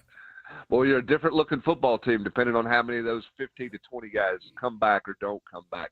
It's a great question. I don't think there's a black and white answer because there's so many variables that go into your decision there. Yes, where you're projected to be drafted is important. You have to look at it and say, okay, if I come back, how realistic is it that I can help myself? Okay, if I'm a projected 5th rounder, is it realistic that I'm going to go to the 2nd round in a year's time? Or my position, what I am, who I am, I'm kind of going to be sort of in this area? That's something you have to look at. My happiness in the program. Do you want to be in college for another year? We want to look at it on the outside, particularly those of us who didn't play, and go, okay, well, if you go get drafted here, this is what you're going to make. If you stay here, you could make, some NIL money and you could really improve your draft stock. Well, this is kind of a no-brainer, right? It's not a no-brainer for everybody because where everybody is in life, where their feet are at that moment is very different from one person to the next person. So it'll be individual decisions, but I do think Tennessee can get some of those guys back. What's interesting about it is the number of quality players in the offensive and defensive lines that could come back, and that's where you dramatically change your football team if you can bring that kind of maturity back, or at least some of that maturity back next year. The window's going to be tight here, right? You get your NFL eval in early December. Tennessee's going to need to know some quick answers because they've got to do work in the portal if you're leaving. If you're not leaving, that takes off the burden there. You got to make sure your numbers are right in January in terms of midterm enrollees. So it's a tight window in terms of roster management for Josh Heupel and the staff in early December. Brent Hubbs, VonQuest.com with us this morning on RKW. Brent, I guess no question from Grant R. out of Blount County, who's ready to stay up past his bedtime tonight as Tennessee takes on Wisconsin. So sorry to let you down. Well, that's okay. Grant's probably fast asleep. Grant R is probably fast asleep somewhere. Or he's still mesmerized by the fact that you blocked off the street to take your picture in front of Bridgestone Arena at the CMA. I don't know, Brent. I don't know. He's probably more focused on the Bears maybe actually getting a win last night. I don't know if he not as focused on me, just being in these Nashville streets taking pictures. I tell you what he was not focused on was those orange helmets that the Bears were sporting last night. Yeah, they should just leave the orange to Tennessee. Yeah, I mean, come on, man. I mean, I don't see those. Not great. Hey, hats off to the Bears, right, for a big quality win. That's right. Yeah. Really helped the RPI on Thursday night. And we need a little bit more from Valus because I'll tell you what, Darnell doing his thing, man. Valus got to get us together, Brent Hubbs. Yeah, Oh! Oh, Valus Jones just cut off Prince. That's called a mic drop, baby. Never mind, Valus. Guess not. We got to run anyway. But It's called a mic drop. That's great. That's my bad. That was hilarious. Robert Walsh, ladies and gentlemen. Trying to get Dean Glasscock on the phone. My bad. Robert, a big Valus Jones guy. Man, NFL.com ranked NFL quarterbacks. You'll be interested to see where Will Levis is coming up.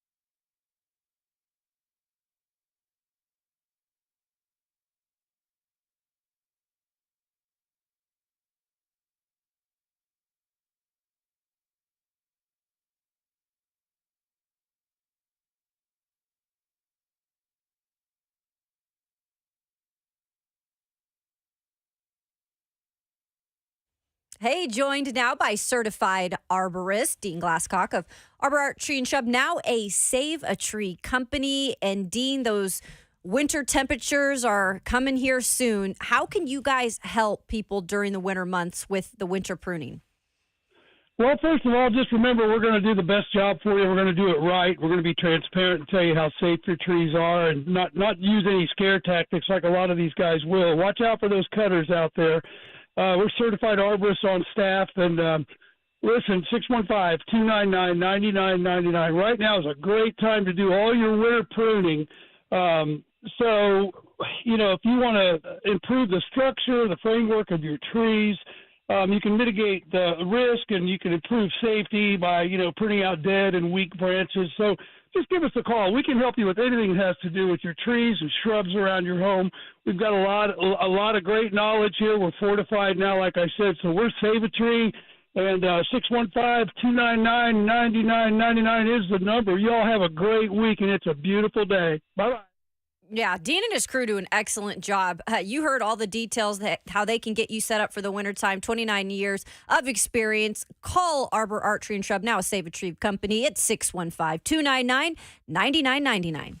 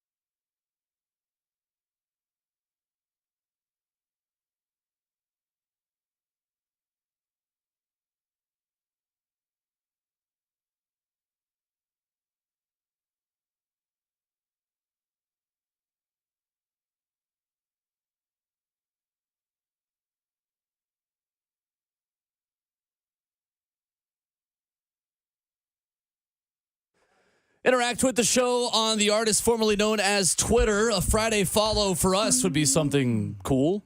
At Ramon Kayla Will. 615-737-1045 is our number right here on 1045 The Zone. Ramon Foster at the Ramon Foster at Kayla Anderson TV. I'm at Will_bowling. 615-737-1045. NFL.com ranked the top 32 quarterbacks in the NFL. Number 23 is where Will Levis checks in, right behind Taylor Heineke, right in front of Mac Jones. It's actually worse than Mac Jones, I feel like. Like Mac Jones ranked 24th. Gardner Minshew, 21. Taylor Heineke, 22. Then Mac Jones and Jordan Love right behind Will Levis. The issue I have on this list has nothing to do with Will Levis. It's on NFL.com. It has to do with C.J. Stroud being ranked ahead of Joe Burrow. I'm not about that. Be real, though. For just based on play and not reputation this year, C.J. Stroud having a time, Will. Not yet. I feel Not you're yet. not yet, but C.J. having a time, man. Joe Burrow is not the 9th best quarterback in the NFL. Joe Burrow's not the 9th best. No, that's where meaning they he have should him be ranked. higher. Who's 8th? He should be way higher. 8th is Trevor Lawrence. Okay. So the Yeah. top 10 then real quick. Jalen Hurts 1, Patrick Mahomes 2, Tua 3, Lamar Jackson, Josh Allen, Dak Prescott, C.J. Stroud, Trevor Lawrence, Joe Burrow, Jared Goff.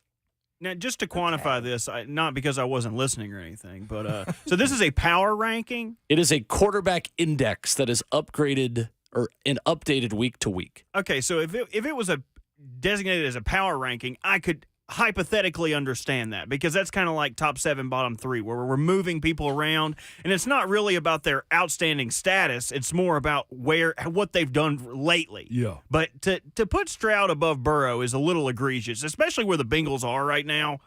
Like they're hitting their stride, and Burrow actually looks like Burrow again. Like if this was week 3 or 4.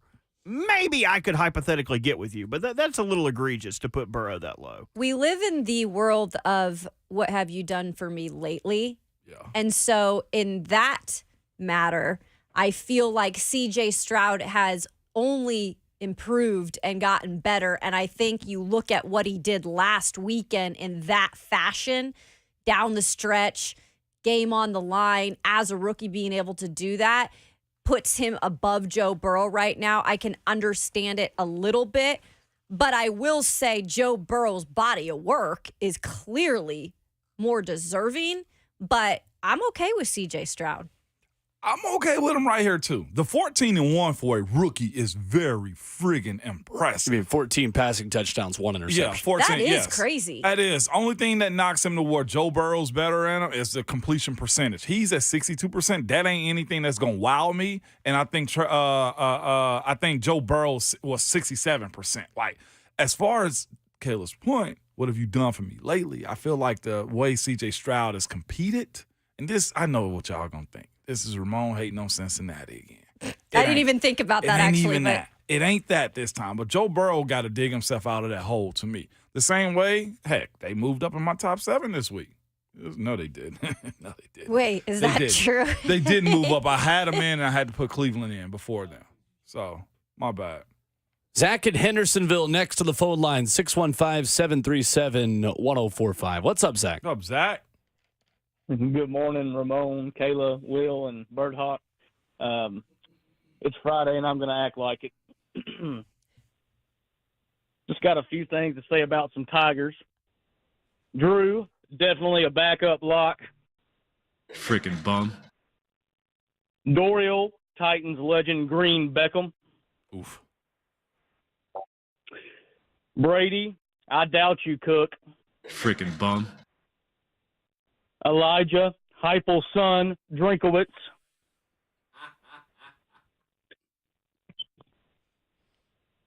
I just have a little poem for the entire University of Missouri, and it goes, Drinkowitz, drink a Schlitz, Vols bringing the pain with the big orange blitz, giving Elijah, Brady, and all the Missouri fans fits.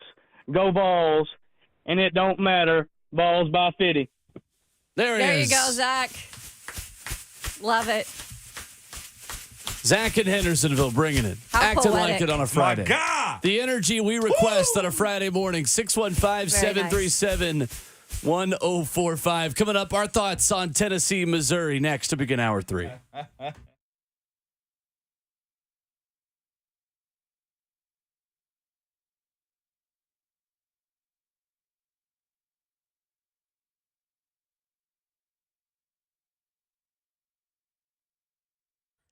Hey, I got some good things to talk about. We always talk about, joint pain relief and how can you do it naturally, right?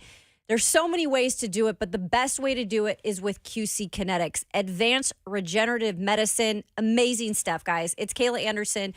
We all deal with the aches and pains of our bodies, especially as we get older. And you might think that steroids or surgery are your only options, but that is not the case. Get a second opinion.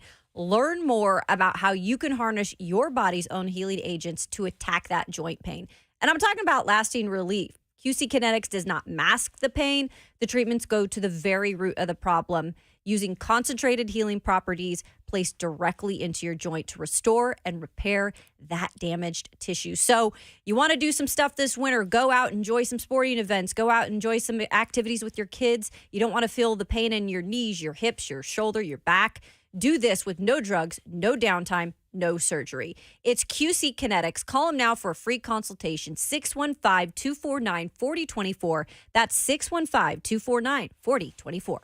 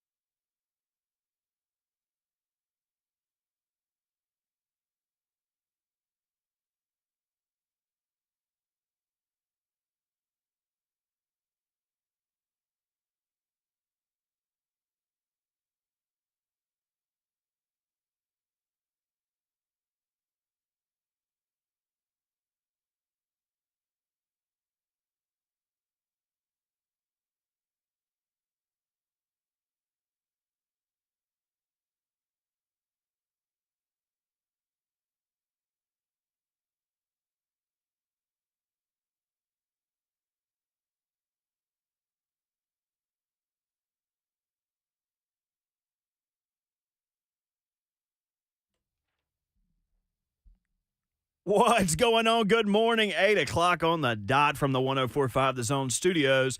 I'm Robert Walsh. Thursday Night Football last night was definitely one of the games that have been played this season. Bears win a nail-biter 16-13.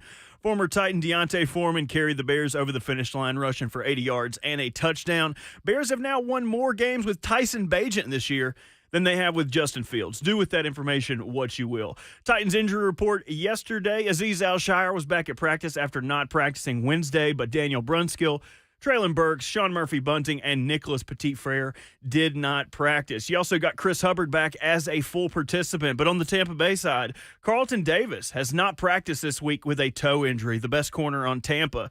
His status is in question for Sunday. Also tonight, basketball is taking play to Wisconsin. 8 o'clock tip-off. You can watch that on Peacock. For all your foundation repair and waterproofing needs, visit USSTN.com. Breaking news at once on your home for the Titans and the Vols. This is 104.5 The Zone.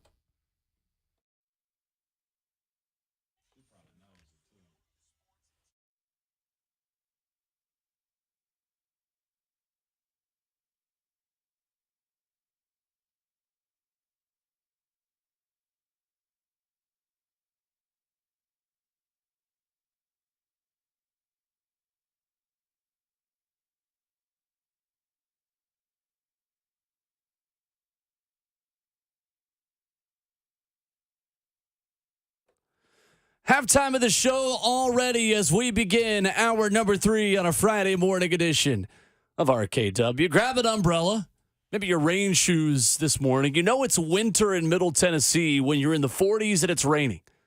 A little chilly outside, but football weather. And when there's big football coming up this weekend, will not feel like this when the Titans are in Tampa on Sunday. It might, though, for Tennessee and Como tomorrow as we give our thoughts on Tennessee, Missouri imminently.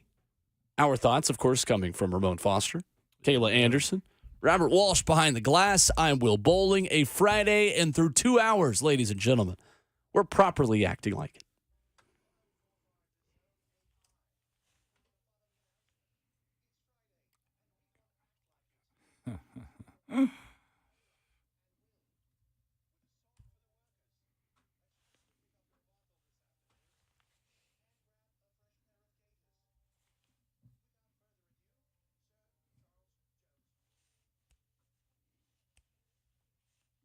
There we go. That do what? Work 9 to 5. Yup. Oh, yeah. It's Friday. There you go. Sure is. Who just popped into the... Right? Who is that? Who is that? Maybe lock them door and turn the lights down low. Billy Currington? Way to get That's here, Josh man. Turner. Oh, is that Josh Turner? That's right. I liked his stuff. Josh Turner, underrated Loved country his music singer. stuff. Would you go with me? Why don't we just Yeah. dance? Just to be your man. Yep. Long Black Train. Ramon hasn't heard of any of these. Not really an athlete. If you had to go with one deep voice country artist, would you go him or would you go Trace Adkins? Him. Michael McDonald.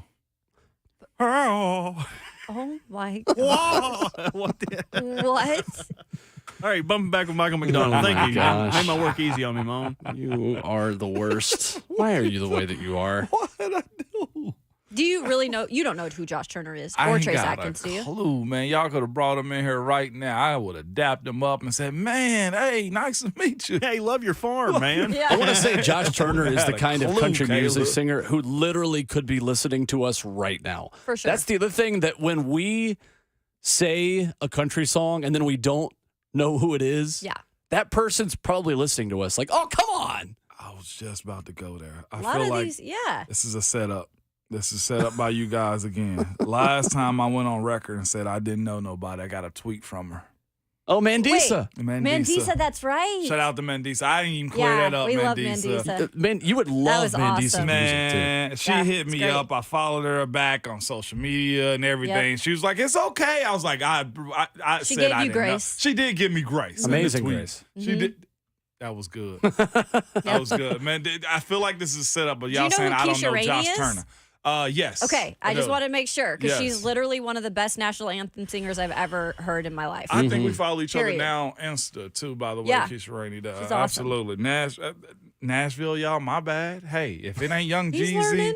Gucci Mane, OJ the Juice Oh, my Man, goodness. Young Dolph, or Yo Gotti or something, I'm lost, okay? And Or I've Drake. heard of Or about Drake. 2 of those people. Yeah, I'm gonna learn you. What is it, Big Squeeze Man? Learn me. Big Hello? Squeeze, man. Big no. Orange Squeeze? No. Big Orange Squeeze? OJ the Juice Man. What? All right. We taking road trips at some point in time, and To everybody's Memphis? gonna get their chance everybody gonna get their chance on the aux court. That's what we doing. Okay. Yep, everybody's getting their chance. I'm cool with doing a free for all Friday. Let's Y'all can- we all pick, with the rest of the breaks we have left, we can all pick one song. Yeah, for sure. We'll skate to one song fun. and one song only. Okay, I'm cool with that. Dun, dun, dun, dun, dun. We got enough breaks to do that one. I'm into it. Put them in the chat. 615-737-1045. Micah in Nolensville is up next this morning. Hey, Micah. What's up, Micah? All right, so we got the Vols against Missouri. This week I bought my first checkerboard overalls. We're going down. We're going down to Missouri, and we're taking down Missouri. We are taking Missouri down. We got this. Rocky Top all the way. The Vols are taking Brady Cook and Luther Burden down. Go Vols, baby! Come on, Micah. Wow. There we go. Squeaky is back. There we go. Squeaky is back. Come on, baby. I want y'all to know how much I love that young man. There's a bunch of people that call up here that I'm like, yeah, I could do without him. Every time Micah calls in, I'm like, say whatever you want, man. Right? Micah gets the floor for as long as he needs it. Go off, Lil King. That's right. Look who's in the chat, y'all. I knew Look at Keisha that. would be. I knew she'd pop up there. And my wife's name Keisha too, so that's Yep. easy to remember right there. Hey, shout out to you for jumping into the chat. Keisha's Keisha, outstanding. loyal listener. We love her. She's key. Great national anthems and great takes in the F&M Bank chat. Hey Yep. man, go off, Keish. Yeah. In the Great. F&M Bank Good chat stuff. as well, T-Bell on Twitch says, kid sounds like Todd Furman. What? I thought just a little bit. Oh my goodness. Shots fired at Todd Furman, wow. 3HL's betting expert. There's blood in That's the water. great. I thought he's about to drop blood in the water right Yeah. there. Crazy. Don't you dare stop with it. That's Furman. crazy. Oh, me, That's oh, my, good. man.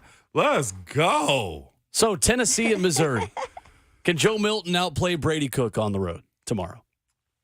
Can he? I think yes. Yes. You feel good about this one? I do feel good about this one. And this isn't even, my orange tinted glasses ain't even on today. I understand the anxiety of what this game is. It's Vols on the road. A lot of people can't understand if this is a good team or not. You know what I'm saying? It's that. Is Joe really embracing the running? Is he embracing using his legs? I thought last game, honestly, his passing was legit. I thought he was good. That touch pass he had to Ramel down the field, good. Also, it's been a while since we've seen a wide open receiver. But through all of that, I'm more impressed with this defense and how they've been able to control the line of scrimmage. Kentucky was a big task. That running back is him. He gonna play at the next level and do some real good stuff, and we gonna have him on our fantasy team. Mm-hmm. They took that challenge of being able to stop the run. They made him throw the ball. Even though there was points given up, they were capable of coming out with a dub in that game. So I feel this has the same feels as Kentucky did. And if they do line of scrimmage defensively and just effect them, Brent had a point. Screw the sacks. Effect the quarterback passing. Well, we talking about the Tennessee Titans here? What's going on here? Yeah, it sure do Yeah, feel the like parallels with these teams. Getting a is. road win was an issue. They got that done. Tennessee's doing it in terms of the Vols. And that's why I like Tennessee right now, because I'm seeing improvement. And it's little aspects of their game. It's Joe Milton. It's like you said, defensively in some situations. It's, the run game that continues to be great. And they continue to build on that. So right now, I think going up to Missouri, yeah, it's not a game you overlook by any means, but I think this will be the Vols' victory. I'll take Tennessee as well. I think it comes down to the splash plays in the air, and Brent Hubbs mentioned it and wrote about it in the War Room on VolQuest.com. For 3 straight games, Tennessee has now hit a pass play of more than 40 yards. They had 2 last week against Connecticut. And over the last 3 games, Tennessee has 11 pass plays of 20-plus yards. They only had 11 in the first 6 games combined. That is why you have seen the renaissance of Tennessee's offense putting up points like you're used to seeing a Josh Heupel Tennessee offense score. I just think there's something about Missouri for Tennessee. And I think until I see Missouri stop Tennessee, you guys know I'm a big fan of, I'm going to keep betting and predicting on trends until I see them reversed in front of me. This is one of them. I think Tennessee can score 40 on Missouri again tomorrow. I'm not sure they will score 40. I think they are capable of winning that kind of game. You guys know I picked the over yesterday in the Thursday 3. Mm-hmm. Tennessee's chunk plays will be enough.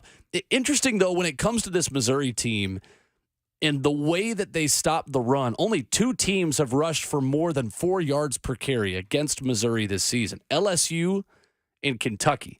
Kentucky had 111 rushing yards in the first quarter, which helped them in that game running the football, inflated those numbers just a bit.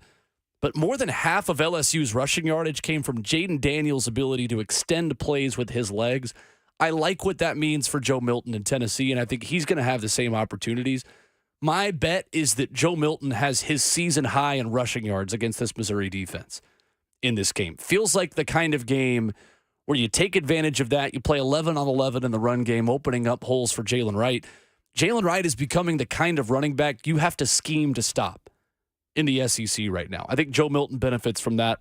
I like Tennessee by a touchdown in this game. I don't think it's ever totally comfortable, but ultimately I agree with Ramon that this is Kentucky 2.0 for me. It's a very similar style of game. Tennessee a 2-point favorite. Josh Heupel good in point spreads of 3 or less. 6-2 as a head coach. Fast start means a good bit. The extension of the third down has got to play big for Joe. His ability as of late to pull the ball and run, I think a lot of people is not really still accounting for. His touch was a lot better, I thought, last game, and that's what he's going to need. That crowd, we'll see, is where I'm at with that. I never underestimate a SEC crowd, but we'll see. There is still one big college football game we have yet to preview. We'll do that coming up in a half hour at 8:45 between Washington and Utah. That's a big one. As Bryson Barnes battles with Michael Penix, that we will continue with our college football weekend preview. But coming up next, we shift the conversation back to the Tennessee Titans headed to Tampa. It's the VOT. Voice of the Titans, Mike Keith, joins us coming up next.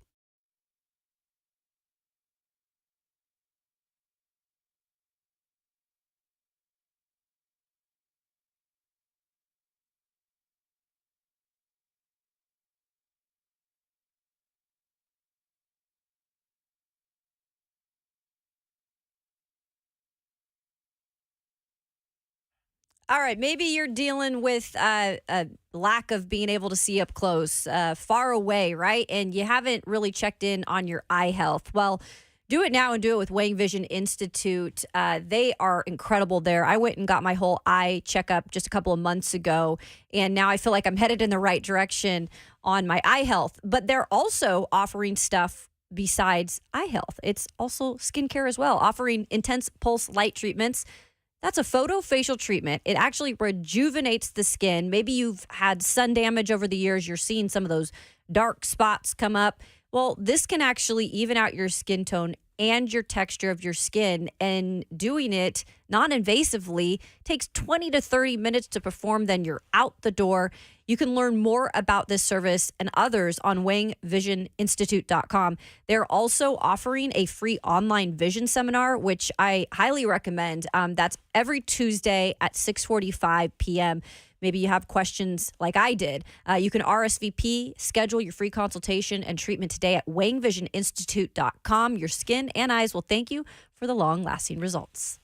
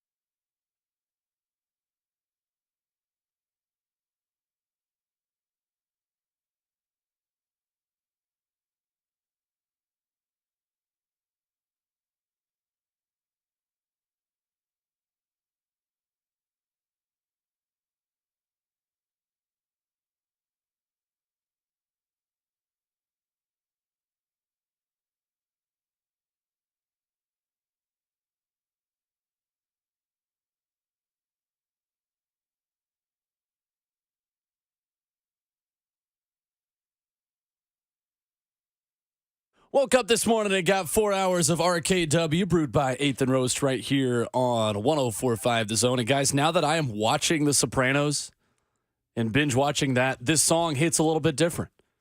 We bring in voice of the Titans, Mike Keith, every Friday here on the show. Mike, I got to be honest now, every time I watch The Sopranos, I start thinking about Titans questions to ask you because I've just trained myself hearing this song to talk Titans with you. How are you? You have no idea how much that pleases me. It's so good. Amazing. It's an offer I couldn't refuse, Mike. It is, indeed. Mike, this weekend, how much added clarity and comfort is there for Will Levis going into a weekend where it's not just a spot start? It's not, hey, we'll go week by week and see Will Levis is the starting quarterback of the Tennessee Titans. How much does that change maybe the vibe and just the conversation for him going into another road test in Tampa? You know, it's a great question, Will. And I think what it comes down to is something that we talked about with Dave McGinnis on the latest edition of the OTP. And that we went through with Coach McGinnis and said, okay, you've been a head coach in the league. You've done this. Why do you take the steps that Mike Vrabel took? Because there are a lot of steps that you go through when you make a decision to say somebody else is the quarterback. And not to give away the whole conversation, because I hope people will download the OTP, but the number one reason is clarity. And that's what it comes down to. It's clarity for Will Levis. It's clarity for Tim Kelly. It's clarity for the locker room. I'll tell you who else it's clarity for. It's clarity for Ryan Tannehill. You know, like yesterday, he did not practice. And would he have been pushing to go? He did some things on Wednesday, but yesterday he didn't practice. If he's not right, now he can take his time to get well. And so I think that's the number one thing overall for everybody involved, most particularly Will Levis, is that there is clarity on this situation, because this is the position where you need something established as much as possible. And Mike Vrabel was decisive with what he did, was thorough with what he did, was patient with what he did, checked boxes. You know, you don't even think about things like, you're going to talk to ownership about this, right? I mean, you're going to have a conversation with everybody who is somebody important in the organization, because this is such an important decision. And I think that's what Mike Vrabel has given the organization, is a sense of clarity. And his rookie quarterback will have it more than ever before as a pro going to Tampa this weekend. And Mike, as well, in the X's and O's, how much could the Titans offense now continue its evolution and continue to adjust a little bit to Will Levis's strengths? We've spoken about that and moving the pocket and getting him on the move, like we talked about, about a month ago, I guess at this point, going into the bye week, it feels like. How much of this do we think could maybe begin to change even more, knowing that he's the guy the rest of the season? Well, think about this, Will. We're not the team that throws all the flanker screens and does all of the quick little hits like the 4 receiver teams do. You know, not everything's a quick slant, and we're a team that wants to run the ball. It's what we're built to do. This is Mike Vrabel's philosophy. What does he talk about? Complementary football. Complementary football from the offensive perspective is running the ball, maintaining possession, winning field position, and helping your defense. Well, then what does your passing game have to be? If it's successful, and we've seen it, it's throw the ball down the field. It's be able to pick up chunks. It's be able to take advantage of one-on-one matchups because people are loading the box. And I think that's what you've already seen. Will Levis's physical ability gives you the chance to do. So can you do more of that now? Yes. I don't think there's any question you can do more of it based on what his talents are. And now you're able to fully utilize what you want your offense to be. And I mean, let's face it, nobody was ever complaining about what the offense looked like the second half of 2019, 2020, and 2021. Not when you're, gaining nearly 400 yards a game and scoring 27 points a game. The style of offense is going to be slightly different because Tim Kelly's a different play caller, granted. And there are different wrinkles he wants. But philosophically, this goes into what Mike Vrabel wants to do. And there are teams who still do this and do it well. The Titans were not doing it well because they couldn't get the big chunks down the field. And we've seen in the last 2 games they've been able to do that. Mike Keith, the voice of the Tennessee Titans, joining us now on Ramon, Kayla, and Will. And Mike, speaking of taking advantage, when you're looking this Sunday at this Tampa Bay Buccaneers defense, not great on third down. How can this Titans offense now with Will Levis in this situation take advantage of that? I think the biggest thing, Kayla, is they've got to be third and manageable because Todd Bowles is going to blitz. He's going to blitz coming off the bus. And if you're 3rd and 10 and you have to get the ball out very quickly, then they tackle you potentially, and then it's 4th and 5 and you have to punt. So if you have 3rd and 4, then you can throw a quick pass and you can take advantage of some of those opportunities where they're going to send extra people on 3rd down. The Titans have to be really great on 1st and 2nd down in order to help Will Levis. And I think probably many of their best pass opportunities for big plays will come on 1st and 2nd down in those non-obvious situations. But listen, some teams can handle 3rd and 7 plus well, because that's just what they're built to do, and that's fine. But Patrick Mahomes can because he's Patrick Mahomes. Most people can't. This offense at this point is not really going to be built as well to do that. Maybe they will develop into that over time. But with some of the new looks that Will Levis is going to see, and he's going to see some things he's never seen before, make the puzzle as easily put together as possible for him by keeping things as manageable on 3rd down as possible. If they do, then I think they have an opportunity to be successful against the Bucs. Teams that blitz a lot sometimes are not very good on 3rd down because they don't get there. The best way to make sure they don't get there is to be able to get the ball out quickly. As we continue to see Will Levis play and develop, obviously, in front of our eyes, we see him build new connections. And we've seen that with Kyle Phillips, who I think a lot of fans are just really excited to see him on the field playing in a situation where he's showing that he can do some things, right? Well, Ramon and I and Rhett Bryan were talking about this on Monday, how people who have heard some of us and even other members of the media talk about Kyle Phillips for the last 2 years, having seen him in practice, especially during training camp, and being most impressed with him.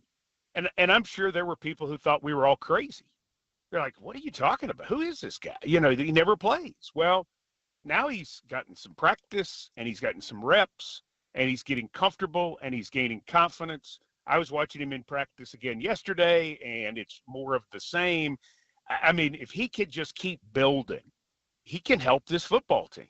He's a good player. He's a good athlete. He's a smart football player. It's just a matter of him staying out there and building continuity with whomever the quarterback is, and also building the confidence of the play callers to get him in the game and then make sure he gets the ball thrown to him. He's a valuable weapon. I mean, listen, we've been looking for a slot for a long time. Back to Adam Humphries in 2019, and we've continued to try to find these guys who can play that role well. DeAndre Hopkins can play it. He can play every role. Looks like he could play quarterback or tailback or whatever he wants to do. But you'd like to be able to use DeAndre in different ways and have a slot as well. And I mean, this kid, he's got it. He's just got to stay out there. That's the only thing.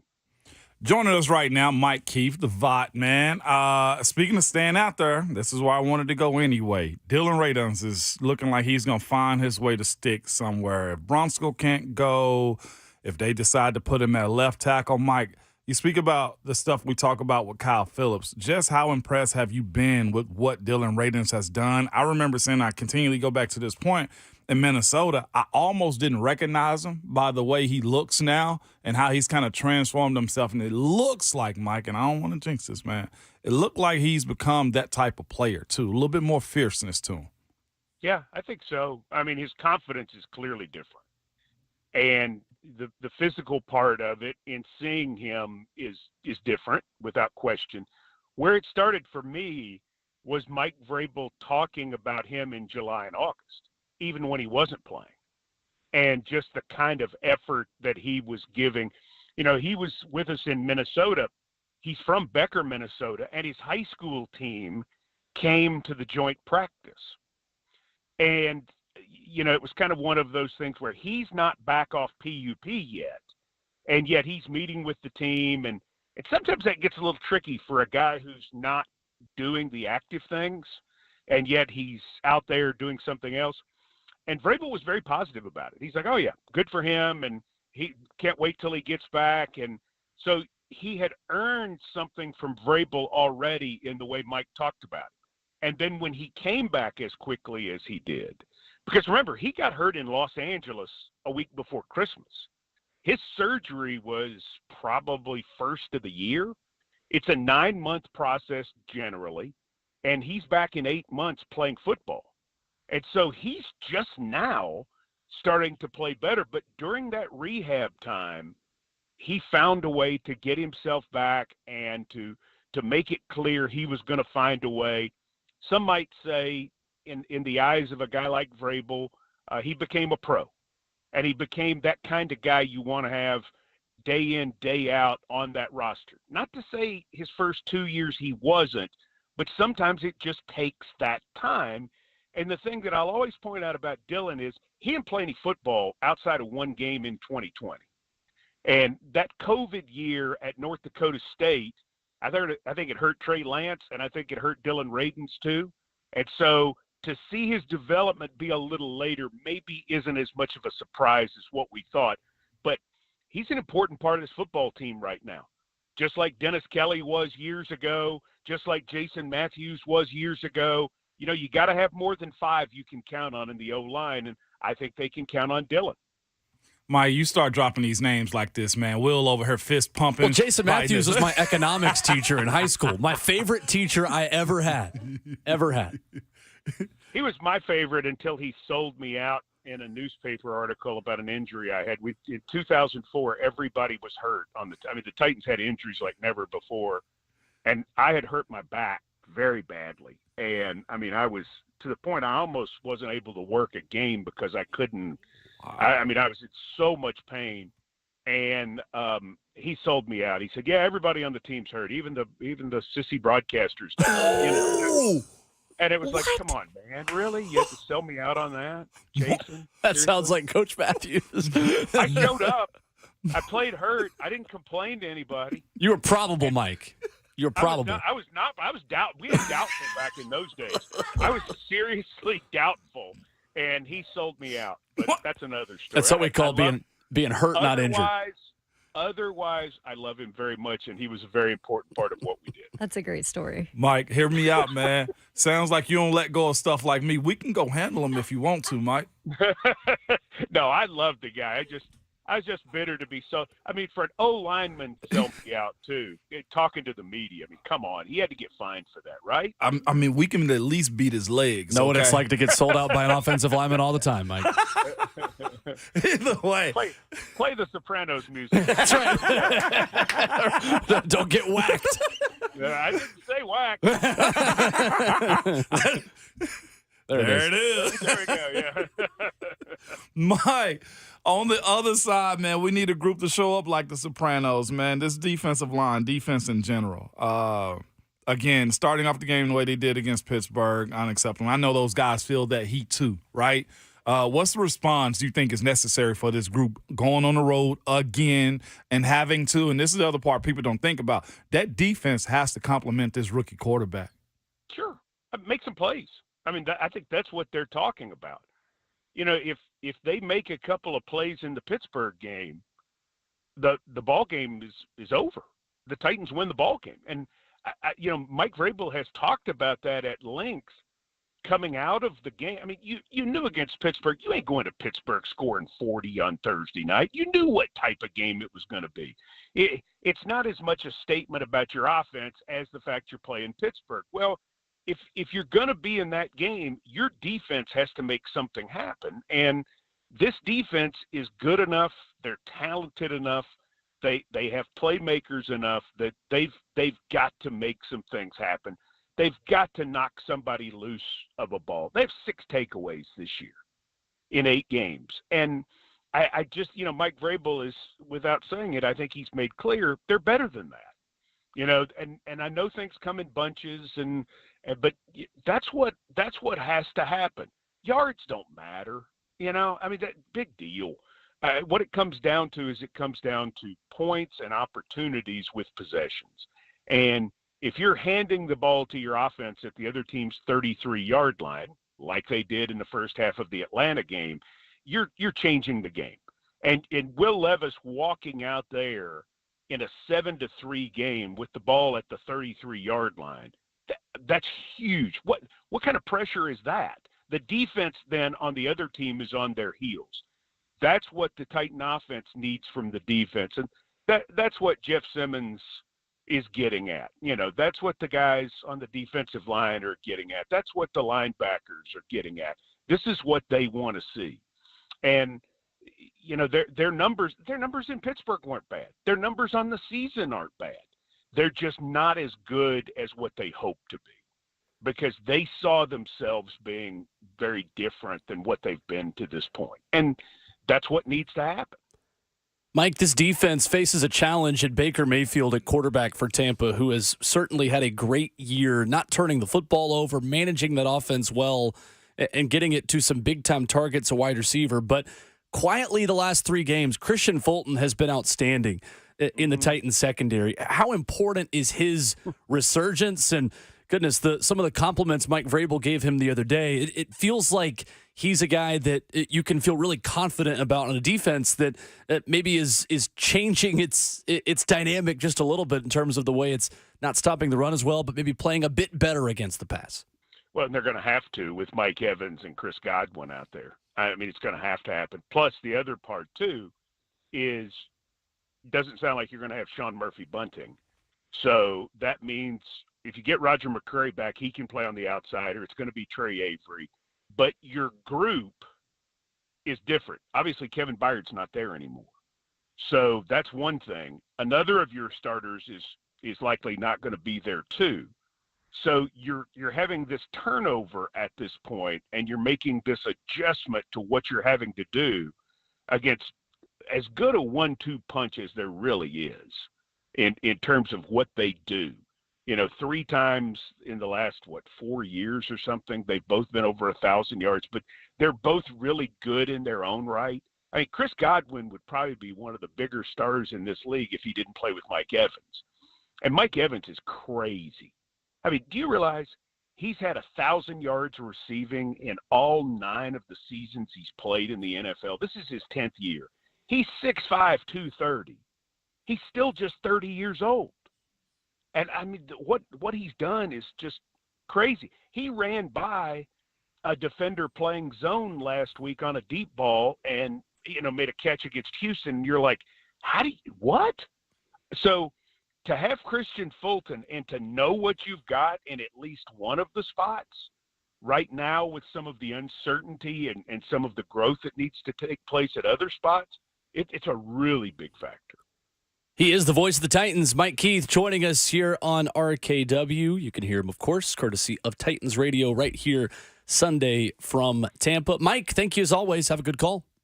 My pleasure. Thanks for having me on. Thanks, Mike. Yes, sir. There's the voice of the Titans with the Sopranos music to accompany him. That story was awesome. That was a good story. Coach Matthews, my favorite high school teacher ever. So much so that I chose to minor in economics. Oh, wow. Because I loved my AP Econ class so much in high school. And then one class in, I said, never mind. Yeah, right. I don't think I actually liked the class. I think I just liked the teacher. Sure. So, fair. There you go.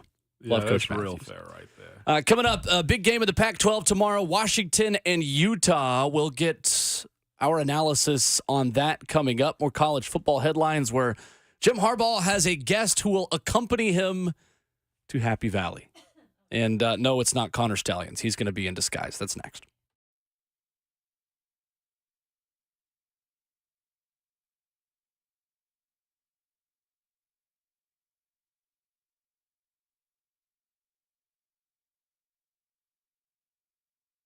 It's Ramon Foster for Scoreboard Bar and Grill. This weekend, Scoreboard Bar and Grill Opry is game day central. Kick it off Friday from 3 to 6 as 3HL broadcast live. Enjoy 2-for-1s. You can register to win UT tickets and try to beat Brent and Slay's picks to win a $250 prize pack, all right? Saturday, start your Build Your Own Bloody Mary bar and catch your favorite college teams in action on over 60 TVs. Sunday Fun Day kicks off with the NFL, and the Spasmatics take the stage at 4. So dive into the menu of hot chicken, smoked meats, and all the game day fixings. Are you ready to two-step also into a good time? Look no further than the Nashville Palace, your honky-tonk haven, all right? They've got live country music 7 days a week, and if you're a brunch enthusiast, they've got you covered on Saturdays and Sundays. And did I mention that they're famous for line dancing? So get your boots on and show us your best. And don't worry, they'll teach you if you're new to the game too. November is packed with exciting events, and you don't want to miss a beat. Follow them on social media to stay in the loop. Scoreboard, Bar and Grill, and the Nashville Palace.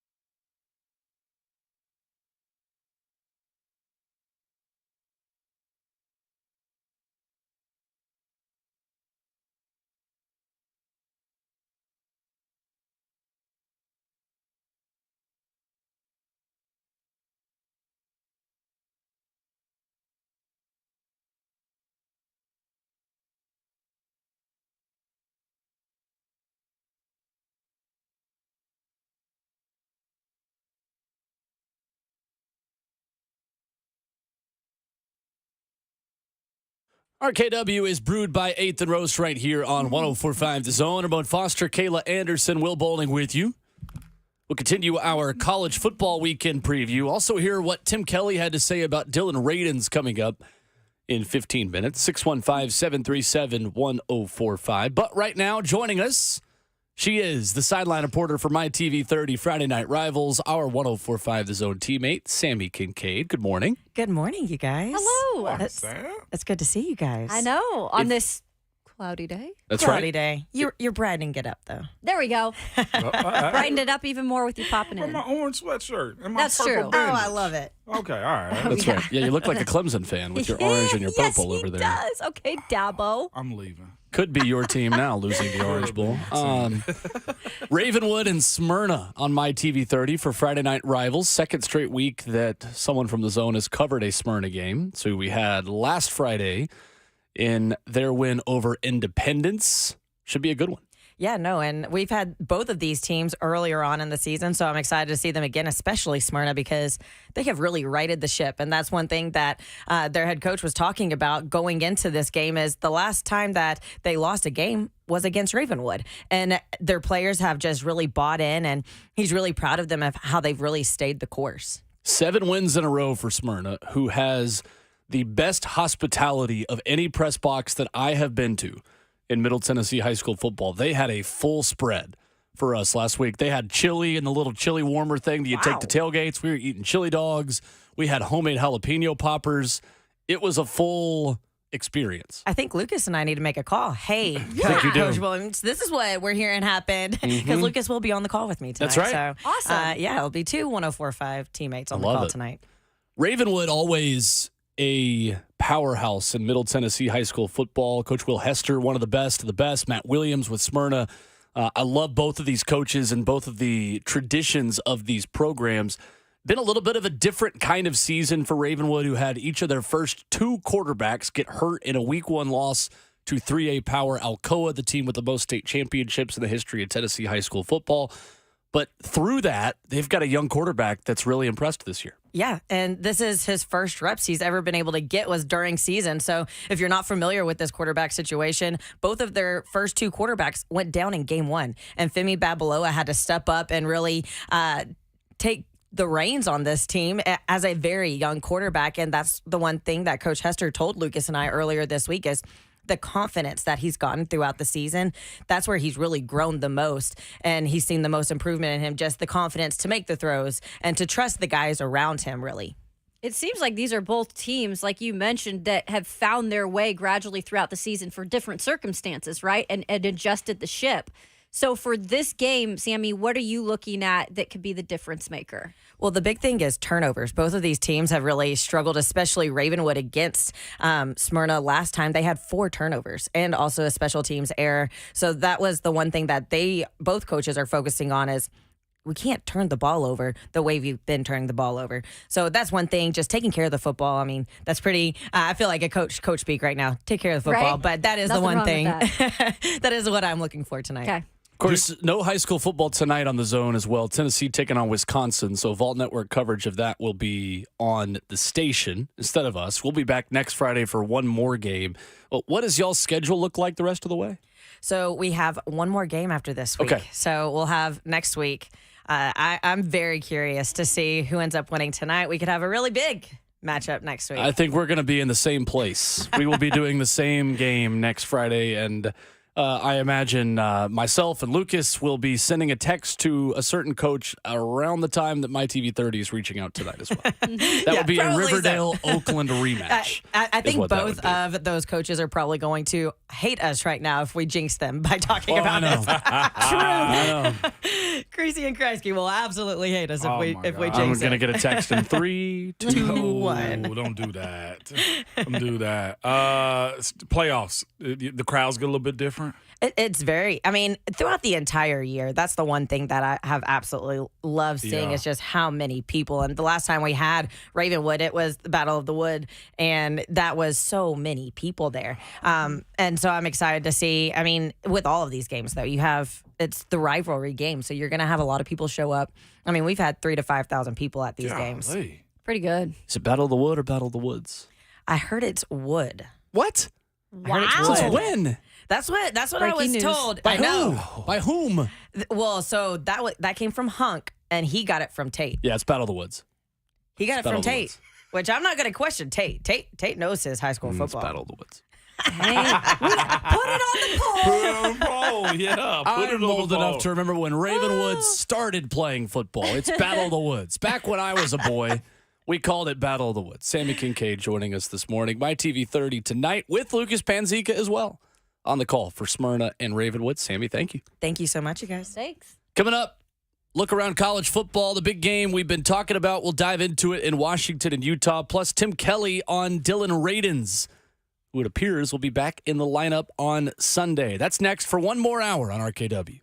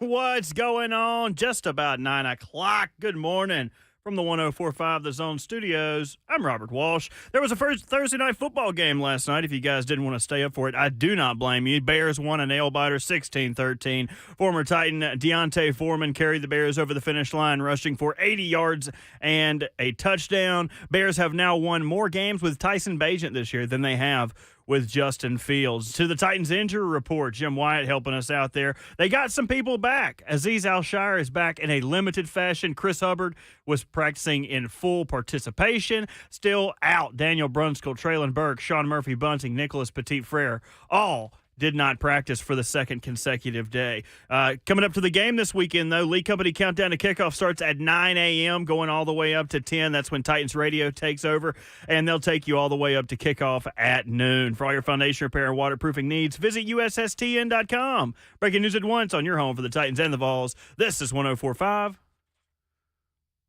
The Zone.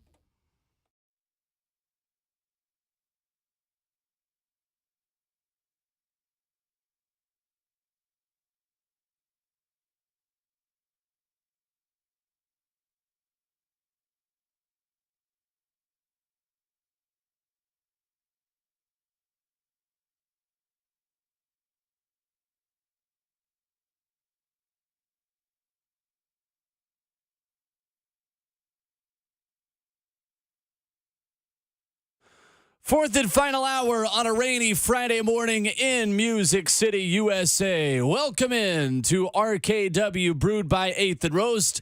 We're properly caffeinated and opinionated by the best coffee in Nashville. Go pick up a retail bag at your favorite Kroger or Whole Foods around Middle Tennessee. Enjoy a good cup of coffee, both this morning and this weekend. We've got Ramon Foster and Kayla Anderson. Robert Walsh, our producer, for 60 more minutes on a Friday morning. My name is Will Bowling, streaming live on 104.5 The Zone TV, where you can watch the show on Facebook Live, YouTube, Twitter, or Twitch.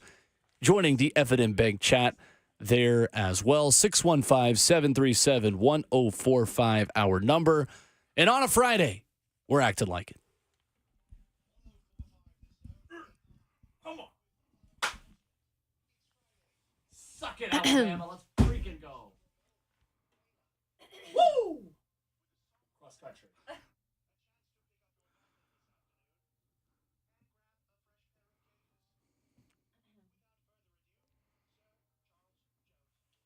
Hey, now. Workers, they work 9 to 5. Come on, man. Party. Ooh, ooh. There we go. Excuse me? It's like that bebop. Whoop-de-doo.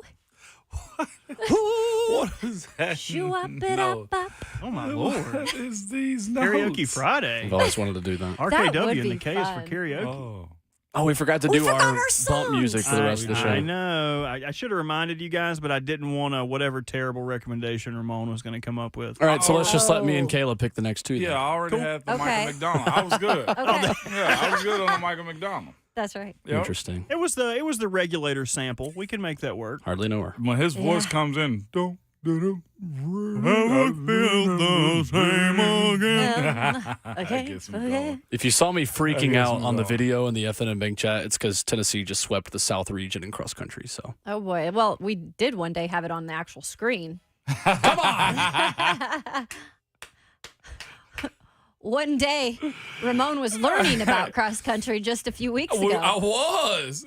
What's crazy is, so basketball stadium arena gets, loudspeakers to play that when they do good stuff and get wins. And, the football stadium gets, blaring speakers whenever they get a touchdown and wins. Do y'all just carry around like a Beats by Dre Pill or No. like your own boombox to We play do not. Rocky Top? We do sing it Okay. after we get our trophy. When Okay. we were third in the NCAA my freshman year in the NCAA indoor championships, we did It's Great to Be a Tennessee Vol, and then we sang Rocky Top. Okay. Because that's the cool thing. You have to be your own cheering section when you're in a non-revenue sport. I'm serious. So during the 4x4 at track meets, everyone, as their team is going around the track, everyone's doing their chant. Okay. And ours is It's Great to Be a Tennessee Vol on the 4x4. So everyone has a different thing. But when you get your trophy, you do like your cheer, like your song also. So that's what we did. The first time you hear Woo Pig Suey at a track meet, and then the next year when Arkansas wins, and the next year when Arkansas wins, and the next year when Arkansas wins, because all they do is win SEC championships in my sport, you get really annoyed of Woo Pig Suey. I'll just say that. That's like me in softball when I played. For real? Softball players, and in college especially, the chants are ridiculous. They are and sometimes they get on your nerves, but I'm telling you guys, it carries us through games. It does. That and French bread, loaves of French bread.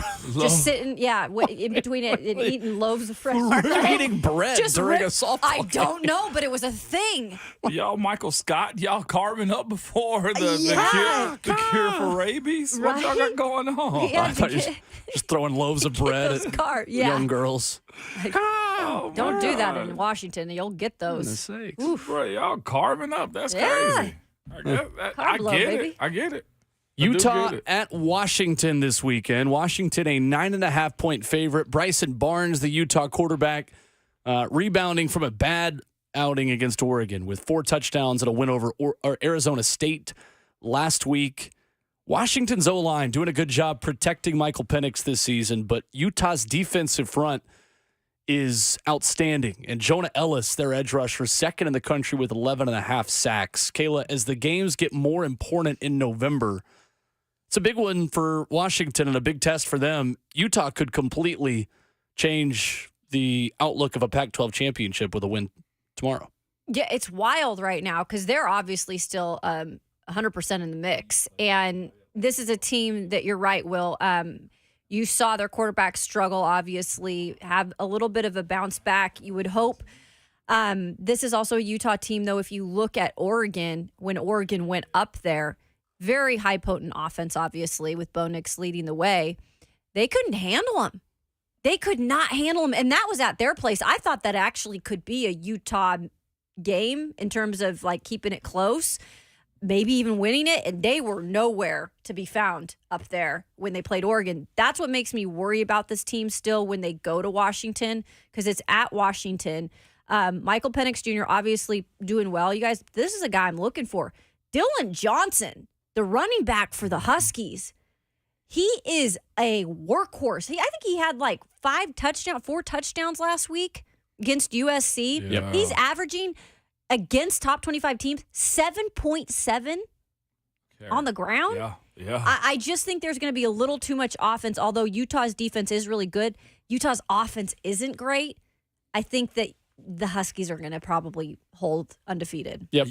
That's the way I view this matchup, too. Watching Michael Penix Jr. last week, that's one advantage of the portal. That's one advantage of those COVID years. This dude really developed and helped catapult that university where it is right now. The play that he has, man, was a straight-up duel. Now, I know USC's defense ain't the greatest. It's laughable is what it is, man. But he out-dueled a Heisman winner last weekend. And I love what Utah is, what they represent. If the game was at Utah, I'd feel better about them having a chance to win. But with the way that dude is dealing and how that team is coming together offensively and defensively in spurts, Washington got this one to me. And it should be a good one because Utah is a fighting organization, a fighting team, but I don't think they got enough. Michael Penix Jr. is special. He is. Tim Kelly with some interesting stuff yesterday at Ascension St. Thomas Sports Park as we get back into the Titans headlines and talk Titans here in hour 4. And you can join us at 615-737-1045.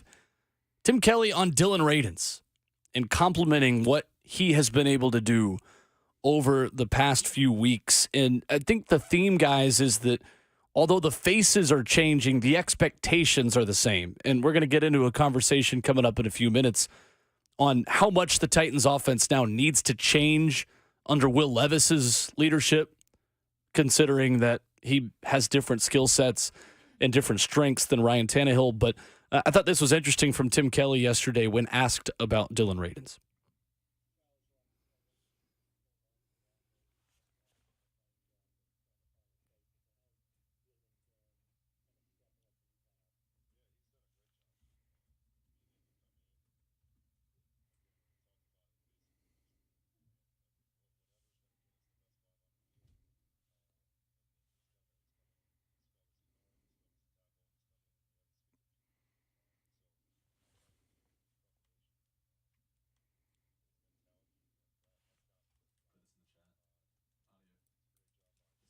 and Jonesy in there and making sure that those guys are not just, in just learning one position. They're learning the whole concepts and learning the whole scheme.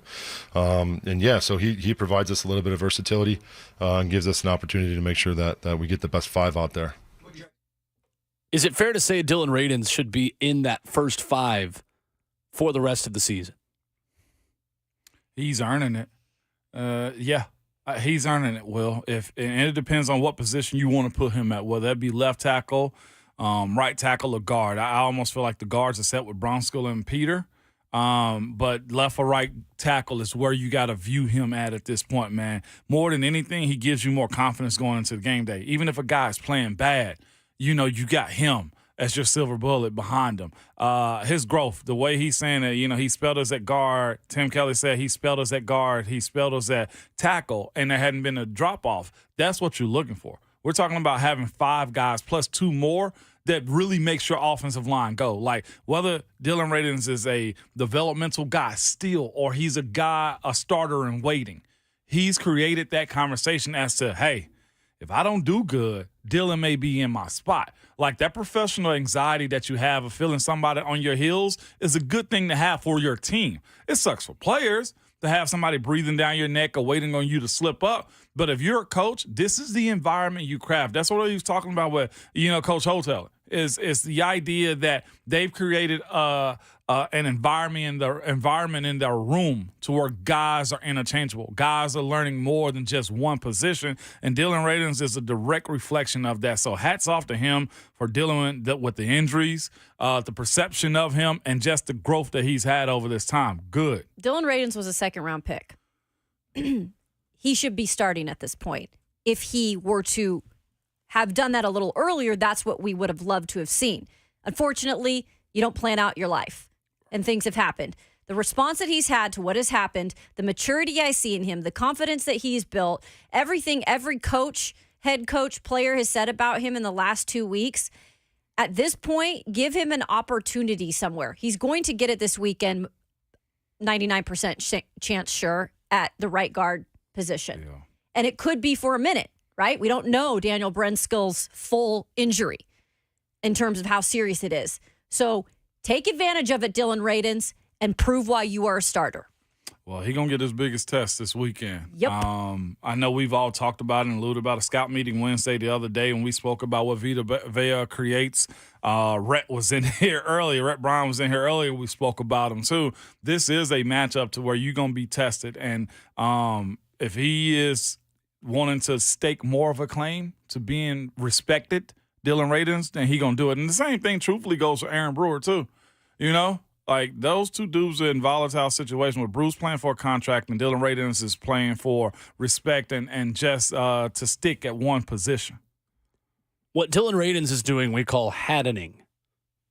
Kamal Hadden, going from being very, very, I don't want to say disliked, because I don't think people disliked Dylan Radins as Titans fans as much as Vols fans just abhorred everything Kamal Hadden did on and off the field. But it is amazing watching a guy go from being an enemy of the fan base to a friend of it. All I see on social media right now, whatever you want to call the social media app that we scroll every day, is people clamoring for Dylan Radins. Dylan Radins is absolutely one of the Titans' best 5 offensive linemen. He is. I think for me, if he earns a start at left tackle, it's because in this start at right guard, he lives up to that expectation, lives up to that standard, albeit at a different position. If Dylan Radins handles Vita Vea, Kalijah Cansey, this Tampa Bay defensive front, and this offense can look competent behind some kind of semblance of pass protection, then that's all I need to see to put the guy at left tackle. Because as quickly as Andre Dillard is being beat, what did Sam Monson say with us the other day? Your goal as an offensive line is to not have one guy who is an absolute liability.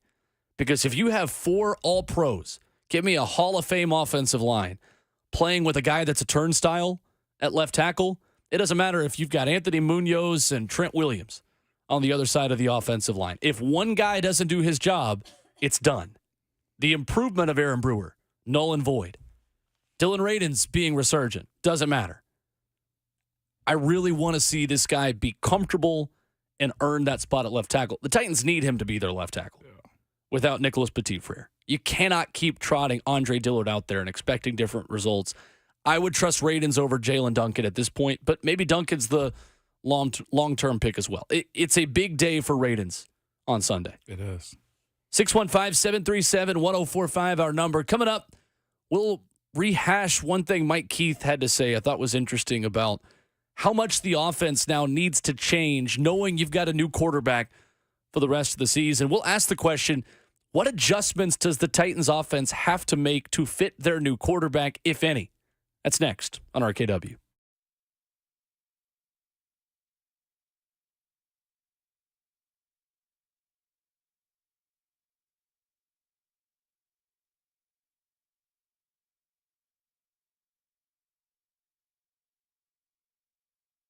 Hey, Nashville, you've been hearing me talk about Zen Sports, the new sports betting app exclusively in Tennessee the last few months, and I'm excited to share with you some big news. Now, when you sign up for a Zen Sports account, you'll receive up to $1,000 no danger first wager. That's right. When you place your first bet in Zen Sports, you can be reimbursed for the amount of your bet up to $1,000 max if that bet does lose. And there is even more good news, too. Zen Sports is rolling out its brand new VIP rewards program.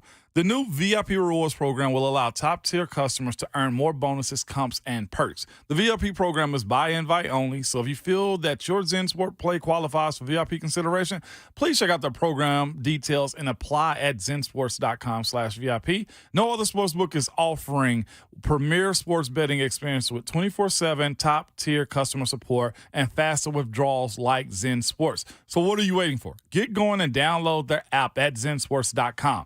Zen Sports, betting just got better. But if you have a gambling problem, call 1-800-889-9789. Terms and conditions apply. You must be 21 years or older and present in Tennessee to bet.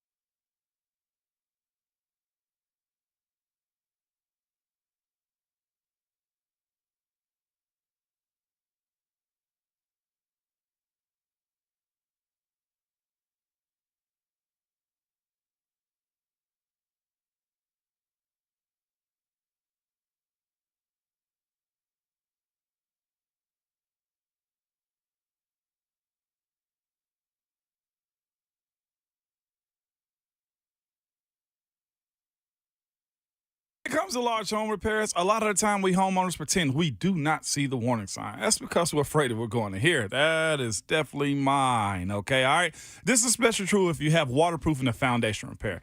It could be something big that needs to be fixed right away, or maybe a small problem that'll become bigger later, or it may be nothing at all. Your house might have just settled and it's fine for years and years and years to come, okay? But the bottom line for us, we don't know, and we certainly don't want to be sold something we don't need. What we need is a peace of mind, and United Structural Systems is the company to give you that. They have over 25,000 100% satisfied residential customers, and here's how they make that happen. When USS comes out to your house, you're going to get a problem solver who provides the peace of mind to their customers. That's you, the homeowner. You're not going to get someone who's worried about meeting a sales quota or upselling the next big thing, but someone that educate you and help you understand what's happening with your home. At USS, the only measure of success is how satisfied the homeowner is and not a closing ratio. Homeowners trust USS, keeping homes dry and stable for over 25 years. They guarantee the best every single time. USS, serving Middle Tennessee, Southern Kentucky, Western Kentucky, and Northern Alabama. You can reach them online at USSTN.com or call them 615-488-7855.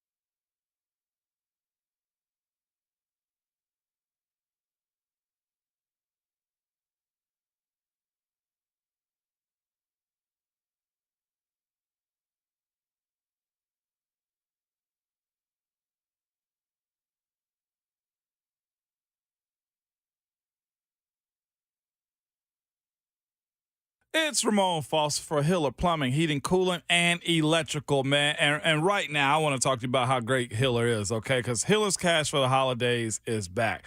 They're giving away cash for the holidays with select purchases, okay? Hiller wants to make sure every child experiences the joy of Christmas this year. They're donating $50 in toys towards. Life is busy. We could all use some extra time in our day, which is exactly why Two Rivers Ford offers mobile service. We'll bring the service to your driveway at no additional charge. Oil changes, brakes, batteries, the certified technicians at Two Rivers will perform basic maintenance on your vehicle wherever you are, so you'll have more time for moments like this. Schedule your mobile service appointment by scanning the QR code or calling Two Rivers Ford today.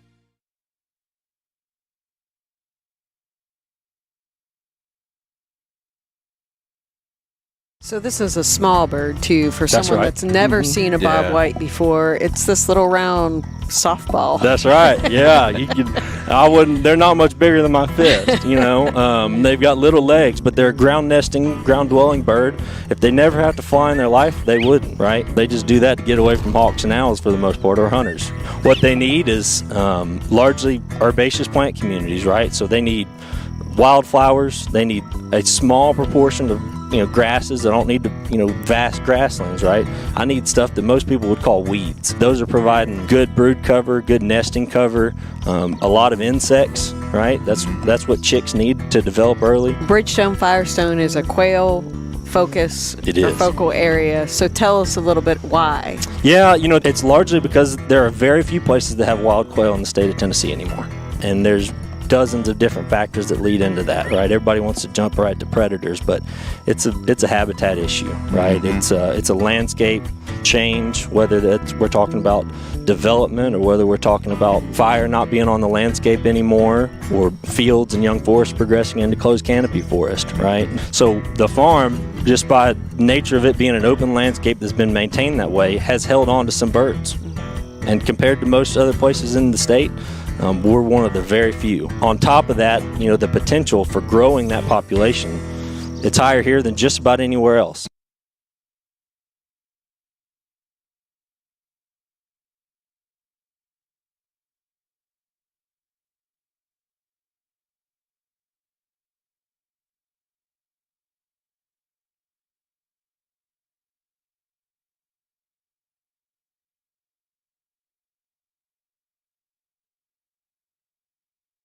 RKW is brewed by 8th and Rose right here on 104.5 The Zone. The sounds of the band Camino in your speakers on a Friday morning. Best concert I've ever seen from these guys a few weeks ago. Where? Here? Solid. Municipal Auditorium here.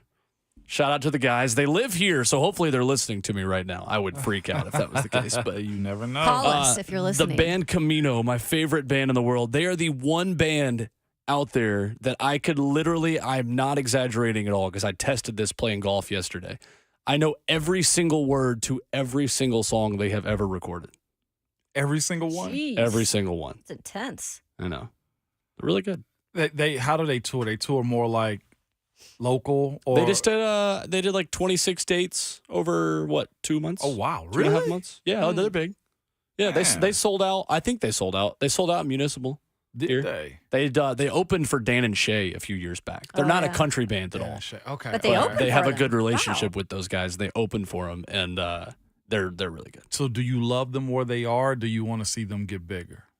Oh, I'd love to see them get bigger. Okay, I want all right. I want the best for the boys. You know how sometimes people be like, They're so "No, good. that's my group. I only want them Yeah. in the No, 26 no. states. I Don't don't wanna want them." share. Yeah, Will is I not know. a gatekeeper. He He does ain't not, a does gatekeeper. not strike Okay. me as a gatekeeper. Okay, Because Let there it are too many soccer flourish. fans that are like that. Of like, no, There you it have to be an is. expert on this to talk about it. Like, no, like you should want people to like what you like, and then they can make more money and do more big tours, and it's cool. Yes. Okay. All right. That's those what guys I are was awesome. wondering right they there. they are from Memphis, but they're a big band for people in their 20s or 30s specifically who are from the state of Tennessee.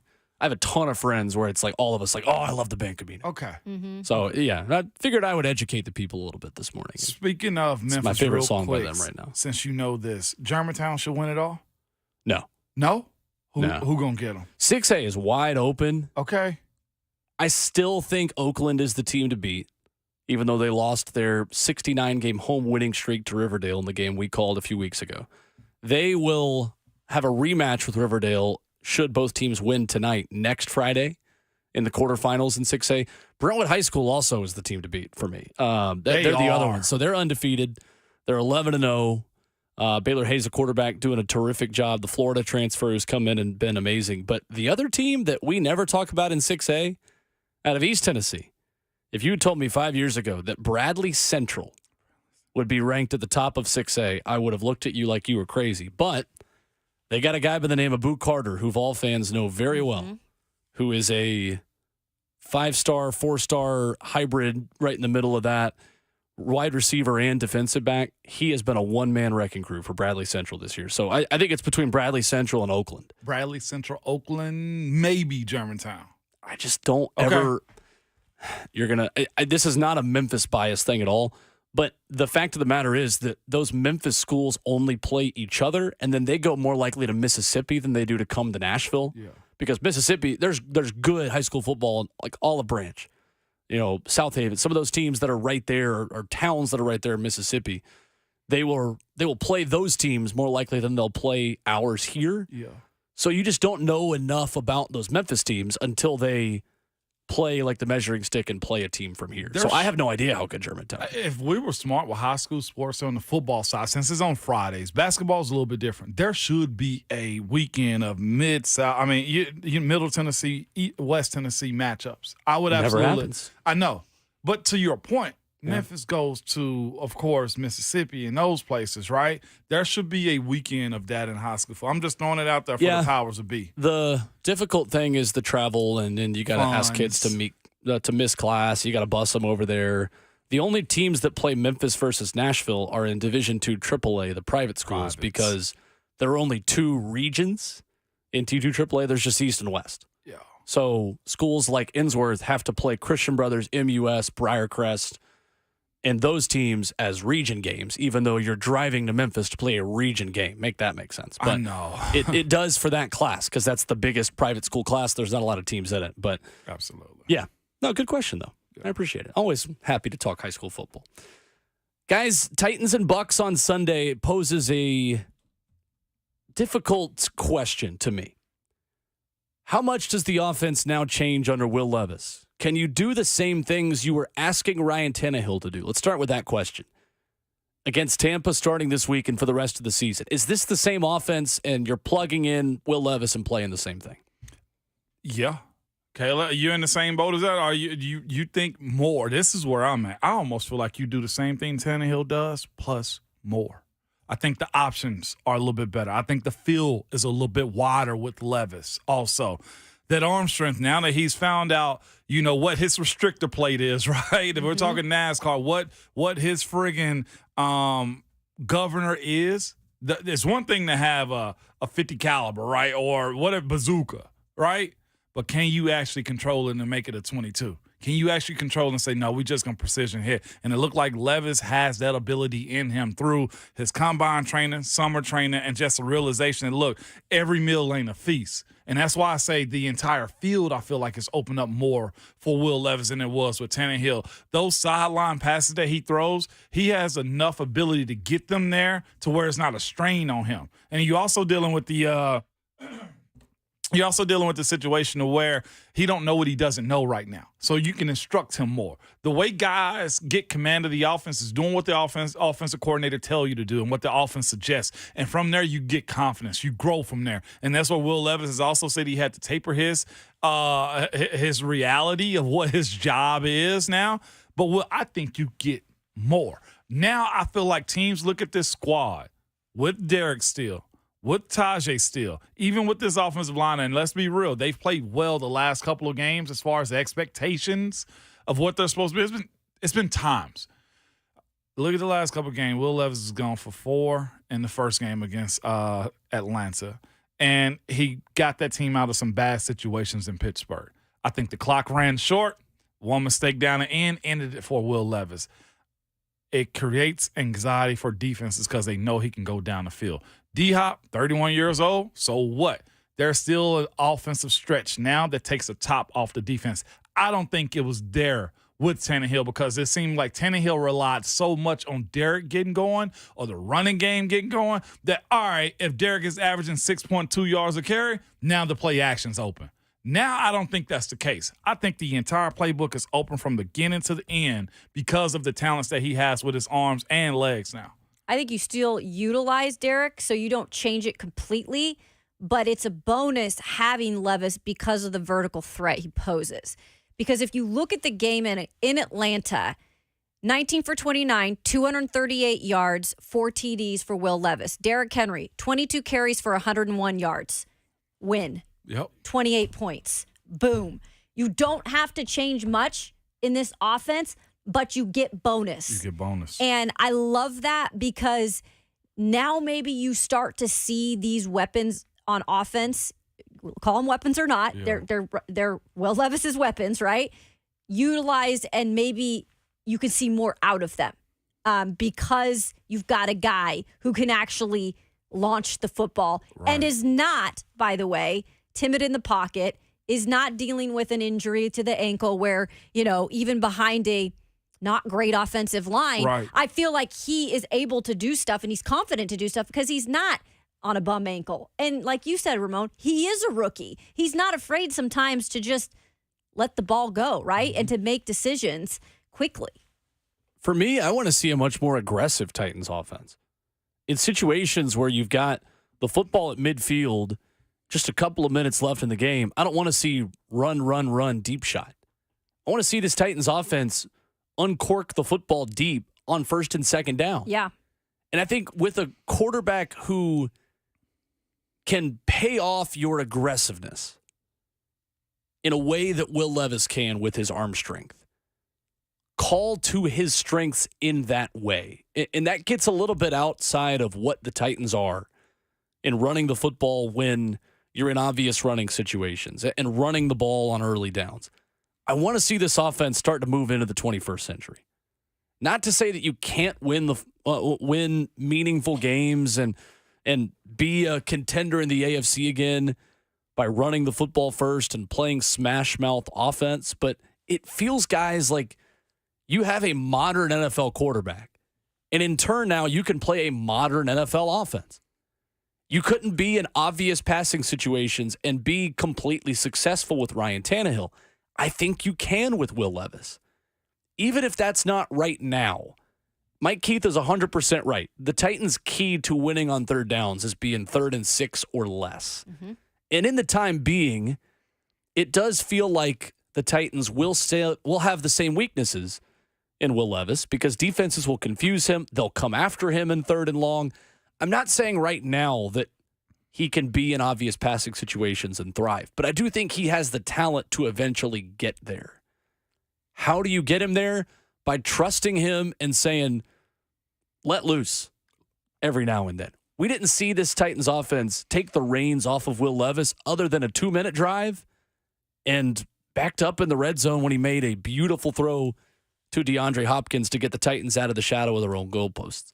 I want to see the energy and the aggressiveness of the 2-minute drive at the end of the first half for 4 quarters because I think Will Levis has proven to you enough that he has the accuracy downfield to do that. Yeah.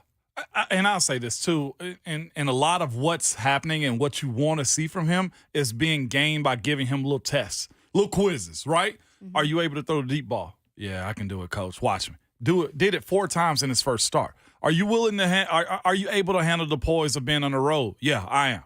Like a lot of this boils down to now, this is your 3rd showing.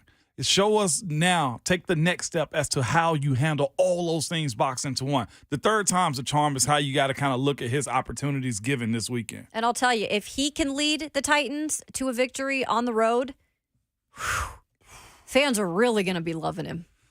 It's going to get very spicy. It is. I feel like they couldn't already. It's going to be hard for a lot of Titans fans to love him more than they already do. I think that just goes, though, like you have something on your back and you know it's been on the Titans' back all season. And if you go out there and can help lead this team to finally getting their first road win of the season, how many weeks are we in and they don't got a road win? Yeah, yikes. That's like, tough. I think that his attention is only going to get bigger, right? It is. And nationally, too, by the way. Tighten up, Tony Yeah. in the F&M Bank chat says that Renegade on 1st and 23 sold me. Mm-hmm. That's where I was. Sold Ramon. It did. My mouth dropped. I was like, oh, ho. This dude got ice in his veins for him to be able to do that as a rook. And maybe that's overstating it, and y'all forgive me for playing there and all those types of things. But, yeah, it got me. Mike in Cleveland next, 615-737-1045. What's up, Mike? What up, though? Y'all just said everything I wanted to say, man. But I'm excited. I'm excited to see it. You know, I think, like you said, it's time to bring this offense to 21st century, and Will Levis is the guy to do it. I'm happy that this Sunday I get to say I told you so to a lot of people that wanted to say Malik was that guy, and I kept trying to tell them that Malik is not that guy. And so, yeah, man, this is a fun time for the Titans right now. I'm not expecting, too much, but I am expecting way more than I was coming into this season because we starting Levis. Hey, Will, Bowling, when you were done with Sopranos and you still got a gangster flick itch, check out Boardwalk Empire. But, that's it, man. I can't blow the horn because I'm outside right now at the shop, but tighten up and let's go get this dub. Doses. Thank you, Mike. There you go, Mike. Yes. Thank you, Bert. What was that? Was that Will? It was either a goose dying or a horn. We're going to Alvin for our horns. Mike, you no. last week's horn blower. Don't start a war. It's Friday. Of course you're starting a war. Starting a horn war on a Friday. I'm going to act like it's Friday is what I'm doing. We'll go to Alvin for our horns now. You said Mom said we have horns at home. Alvin brought them. Alvin brought horns. Not the stepdad, but the dad who stepped up. 615-737-1045. Not the step horn, but the horn that stepped up. I've actually heard that before. Voice of the Titans, Mike Keith. We asked him about how the offense could possibly change under Will Levis versus Ryan Tannehill. This was interesting earlier this morning here on the show. And Mike as well, in the X's and O's, how much could the Titans offense now continue its evolution and continue to adjust a little bit to Will Levis's strengths? We've spoken about that and moving the pocket and getting him on the move like we talked about, about a month ago, I guess at this point going into the bye week, it feels like. How much of this do we think could maybe begin to change even more knowing that he's the guy the rest of the season? Well, think about this, Will. We're not the team that throws all the flanker screens and does all of the quick little hits like the 4 receiver teams do. Not everything's a quick slant, and we're a team that wants to run the ball. It's what we're built to do. This is Mike Vrabel's philosophy. What does he talk about? Complementary football.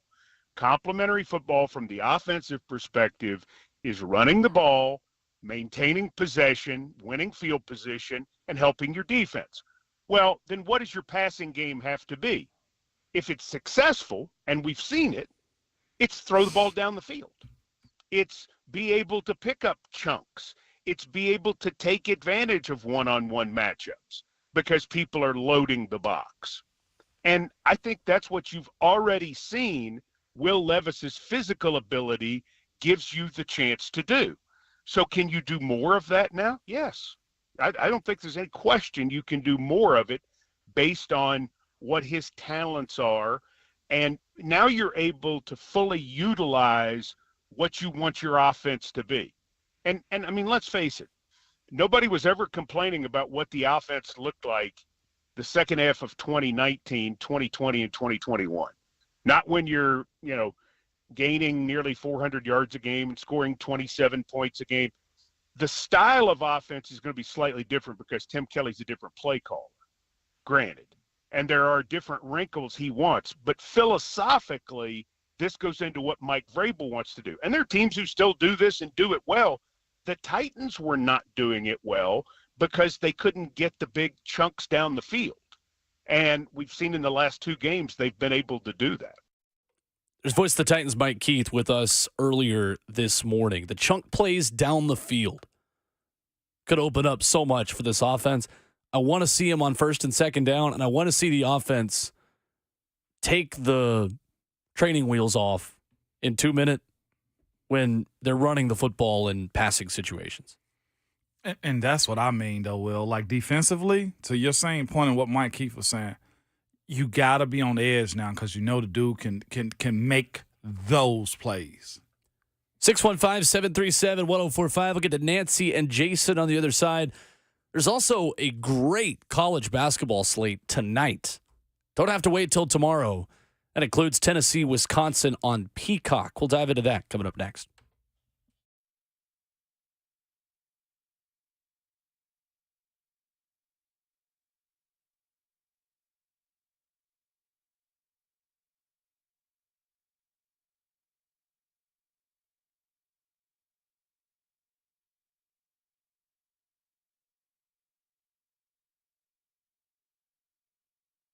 It's Ramon and Kayla for Window Nation, y'all. And you know this weekend, Kayla, them temperatures are going to dropping rapidly, okay? Energy costs are on the rise. And if you have old, drafty windows, your furnace is working harder than ever to keep your family warm, okay? Window Nation wants to help this month with 0% financing for 5 years, plus 2 free windows with every 2 you buy. Now is the time to protect your family from the elements, lower your energy costs, and upgrade the look and feel of your home. Everybody likes free 2. I love that. 2 free windows with every 2 you buy. You cannot beat that because this time of the year is when you probably need to replace your windows. If you're feeling like you can't open them up properly, you're feeling like all the heat is going out the window, that means you need new windows. So hit our friends up at Window Nations. And if you want to know what they've done plenty. Installed over 200,000 windows last year alone. That's 40 times more than the average window company, 96% perfection rate. And he mentioned over there, the big guy over here, energy bills. Yeah, you can save up to 30% on your energy bills by just investing in new windows from Window Nation. So call them 866-90Nation, or you can find out more at windownation.com.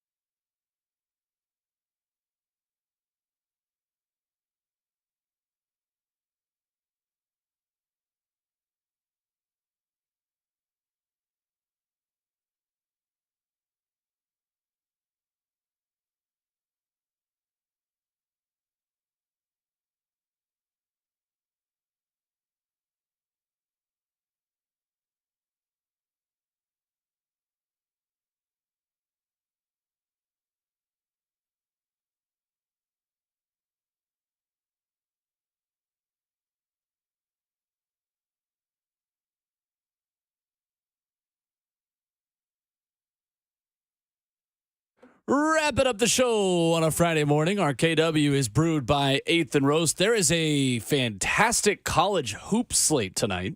That includes Tennessee in Madison against Wisconsin on Peacock. 8 o'clock, not on television, of course. Looking forward to that. Sounds like Tennessee will be full strength. Zakai Ziegler still on a minutes restriction, but reportedly will be less restricted. So we'll see. Interested to see what that looks like. Me too. I'm always nervous for those dudes that's got to go back in like that.